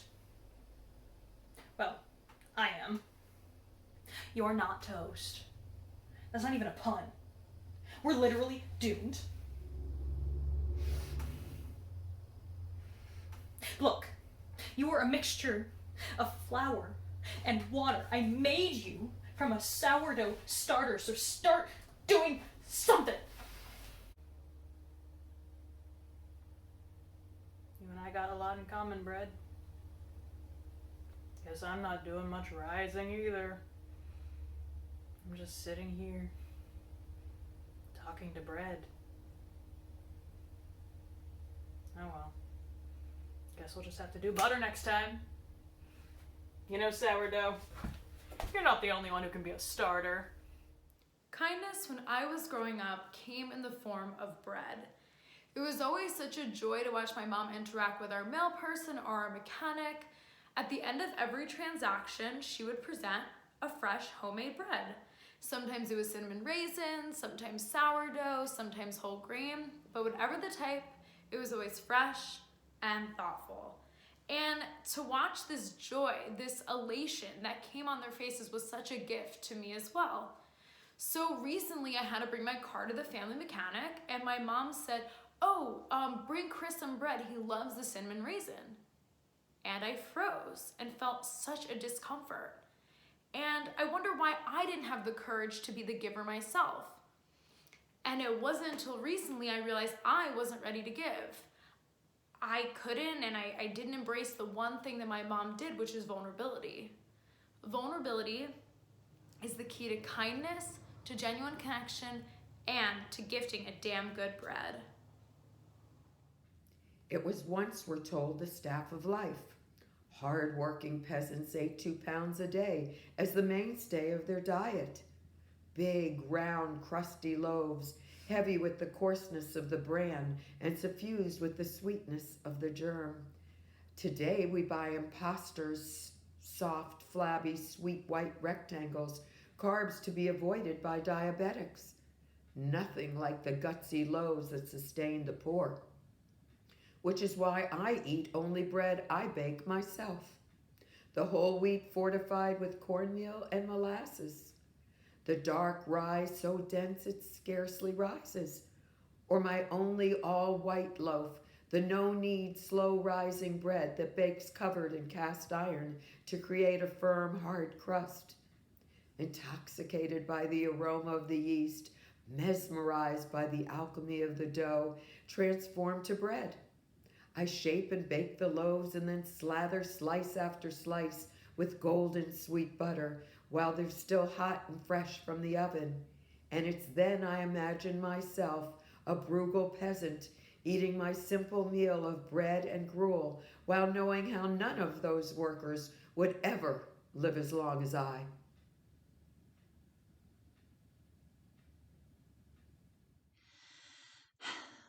He said, no pasta, no bread, no pop. That was it. That's what my doctor said, and I'm just sitting here like, what the hell am I supposed to do? Everything good is basically bread. Oh, look at this place. They have pancakes. Fluffy, innocent pancakes, but guess what? Pancakes are just bread with sugar in it. God, why bread? I binge on non-dairy frozen dessert too. Why couldn't he take that away? I need bread. Stop looking at me like that, Megan. I'm serious. If I gain any more weight, I can't take Concerta anymore. I don't know why, but that's just what he said. You know Concerta is very similar to meth. I guess Concerta can make your heart race like meth. My heart has been racing since I've gotten fat. I'm sorry. I'm just so lost. I've been on this pill since I was 12, and I've been eating bread since way before I was 12. Now I'm older, and it's like I was supposed to grow out of ADHD, but it just keeps getting worse. My life just keeps getting worse. I started eating more bread because it was like isochronic tones for my mouth. My meds aren't working like they used to, so I just kept eating bread in its many succulent forms. Now it's gone. Bread is gone. My life has been shit ever since this promotion. My 2 life preserver floaties are carbs and pills, and I don't know if I can stay afloat with only one of them. I don't know what I'm supposed to do. The pandemic and all the restrictions suck. I agree. But I have found it to be very revealing. I've dated, and I consider myself to be an attractive enough person. I get compliments, but all of my relationships are just nice. They never move to the next level. I never bought that men could be commitment averse. Ugh. But I am starting to think that there is something seriously limiting in the way that their brains are wired. Because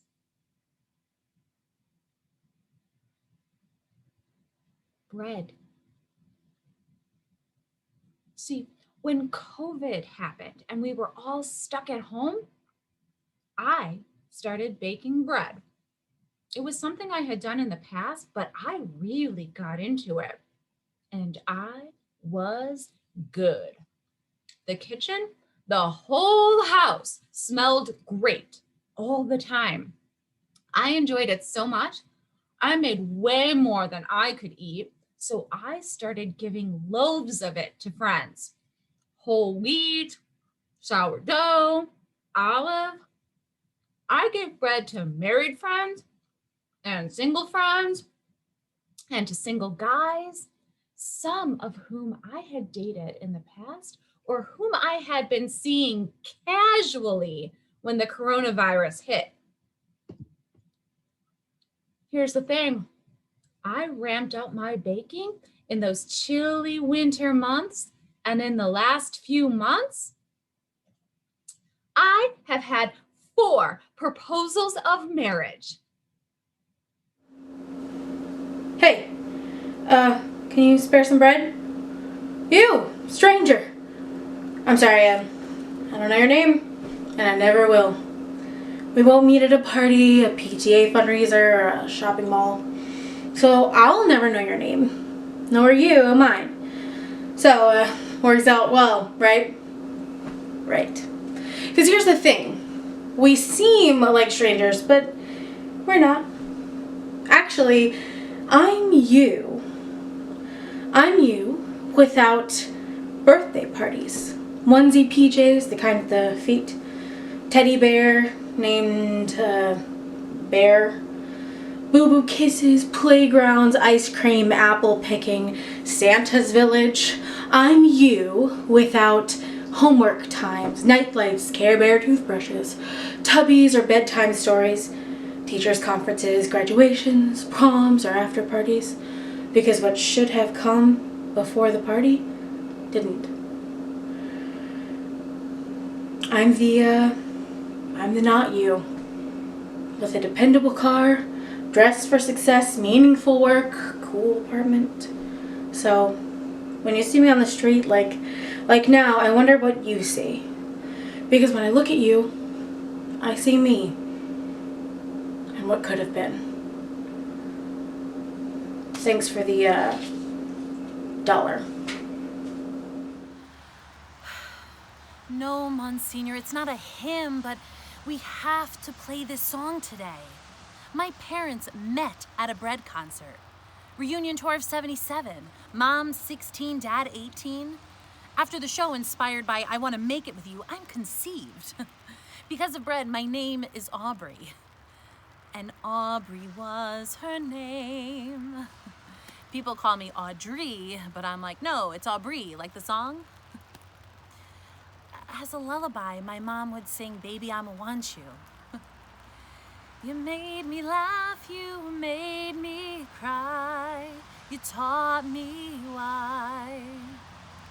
And Dad, he was the guitar man. Something keeps him drifting miles and miles away. She raised me on her own. She's my mother and my father, my confidant, my best friend. To say goodbye today, I need to say, I would give everything I own just to have you back again. Monsignor, please.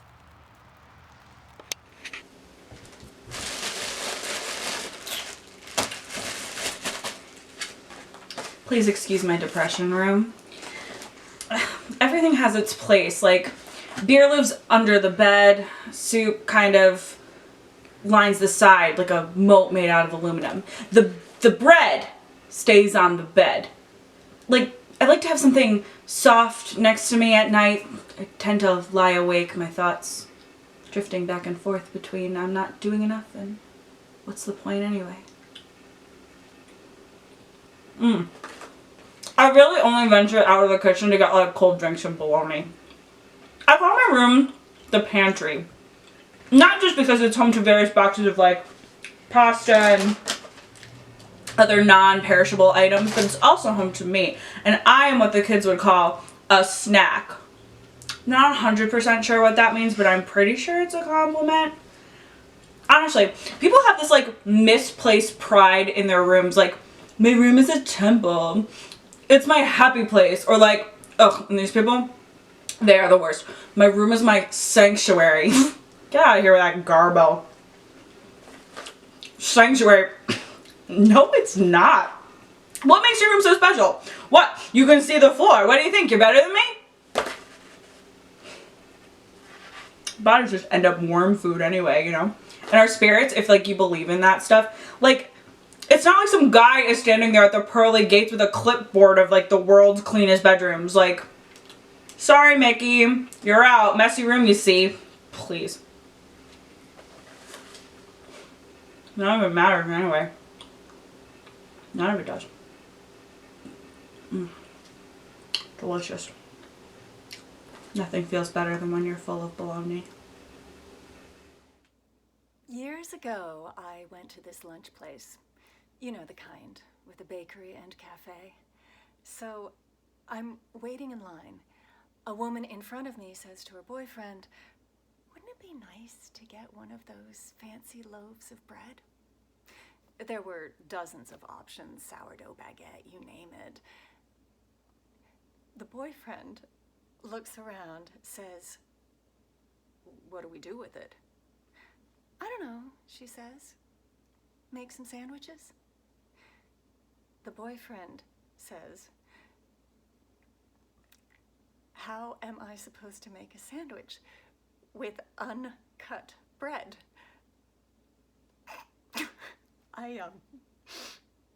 I clamp my lips together, trying not to laugh out loud.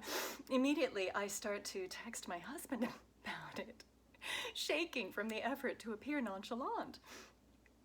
After a couple of seconds of silence, the woman says to her boyfriend, "All right, we'll get 2 loaves."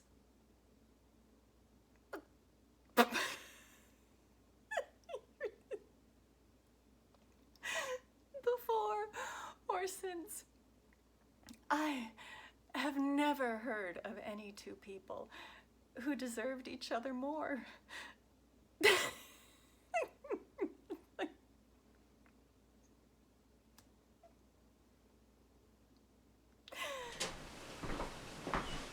Do you know who your neighbors are? Do you, ma'am? Do you, sir? Yeah, I didn't used to either. But then this pandemic happened, and well, you know how small New York City apartments are. Microscopic, with paper-thin walls. Since I'm home teleworking, I hear all of my neighbors. All day long, there's Jimmy and Rose across the hall in 3D. Jimmy's a talent agent who lost his job, and Rose is a Zumba instructor. They fight a lot. Then there's Peter in 3F. He's a firefighter. He has a lot of sex. A lot of loud sex. Then there's Shalonda in 3E. She's a television actress. You probably saw her on Law & Order SVU, or Law & Order Special Crime Crew, or Law & Order whatever spinoff she was on playing private homicide detective Ginger Rabbit. She runs script lines a lot and blasts tons of early 90s hip-hop music. And then there's Howard in 3B. Howard is a history teacher. He lives alone. He's not married. And I am so in love with Howard. His smooth voice, the patient way he talks to his mom on the phone, and the fact that he sings show tunes in the shower. Oh, I'm so madly in love with him that I made this rosemary focaccia. Why? Because, well, everyone likes focaccia bread, right? Problem is I'm too nervous to knock on his door. What if he's afraid that focaccia has COVID? Just kidding. But what if? Get your act together, Daniela. Go knock on your crush's door and give him the bread. Hey, Howard! It's Daniela from 3A. I just heard something new that I would like to share. This is cutting edge, darling, so listen closely. You all know how I hate to repeat myself. There's this new thing called bread. They say it's been around for years, but I'm just hearing about it now. And I thought, who better to share the news with the upper crust of society than yours truly, Angela, the woman with her finger on the pulse. I haven't tried it yet, but my sources tell me it's kind of like a food, like apples or champagne.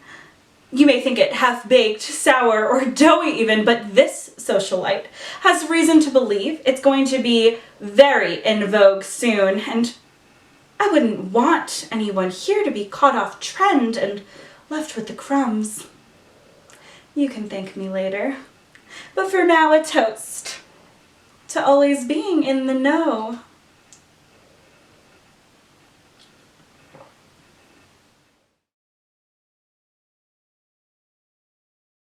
Yep, Bonnie. She ain't speaking to me again. You'd think at our age, well, you'd think we would have figured it out by now. You'd think. Lord knows it wasn't my fault. So there we are doing our regular thing. I clear the table. She washes the dishes. Done. I want dessert. So I grab me an Oreo. And lo and behold, Bonnie shuts off the water and announces she wants an Oreo too. It's the last one, darling, I tell her. Well, Bonnie rips off those dishwashing gloves like she's ready to fight. So, there we are having this stare down. But me, being the nice guy that I am, I say, I'll hack it with you. So, I hold out my cookie and she takes the bait.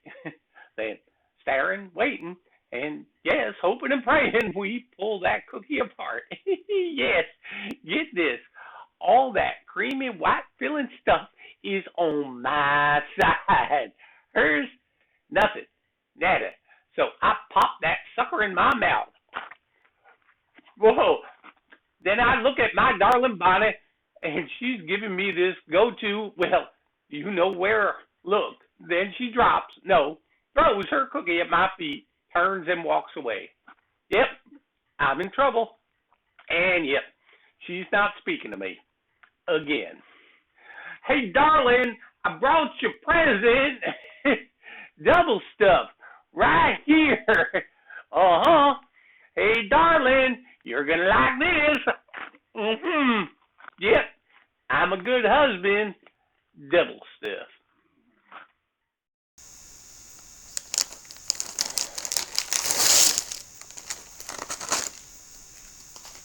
Oh. There's nothing like an Oreo at the end of a long day. Or a dozen if I'm being really honest. I could eat this whole package, but I won't. I want to save some room for dinner. My girlfriend, fortunately, loves Milano cookies, so I don't have to worry about sharing these. Oh. These are so delicious. Oh.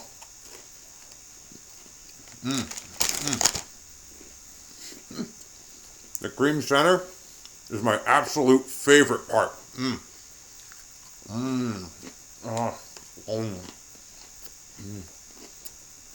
I'm a purist, though. I don't go for the variations or even double stuffed, even though I wouldn't turn those down if that was all that was available.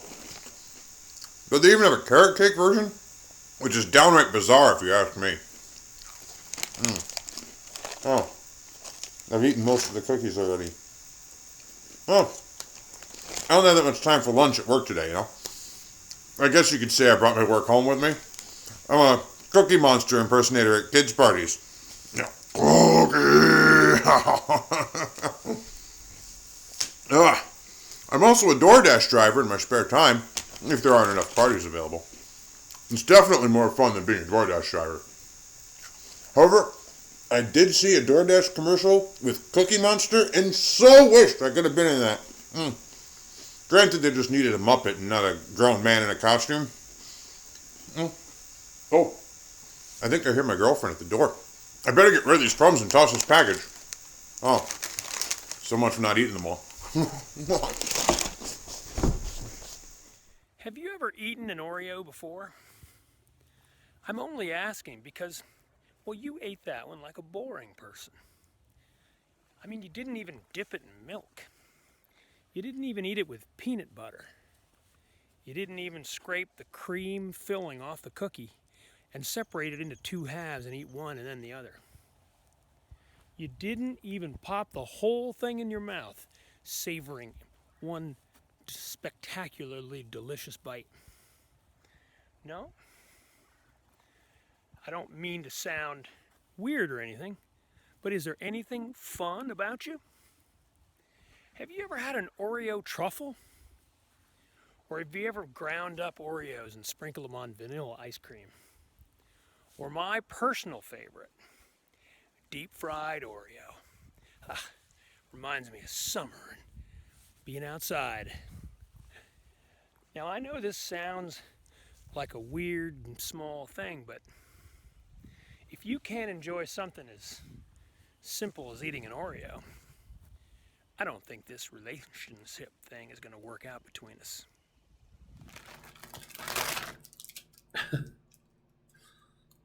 Well, hun, this is it. The last one. Hard to believe we could make a bag of Oreos that last this long if you think about it. Especially with the way you're always sneaking them when you think I'm not looking. And you should know by now. Always looking.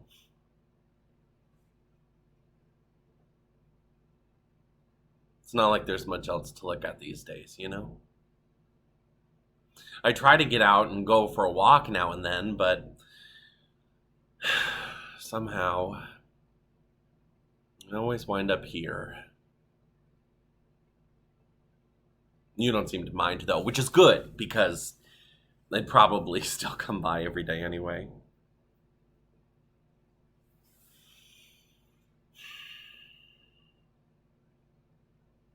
Well, here goes.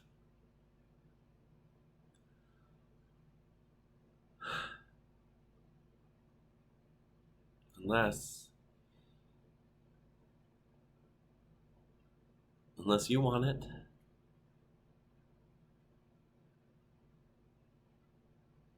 Yeah. Here. You have it.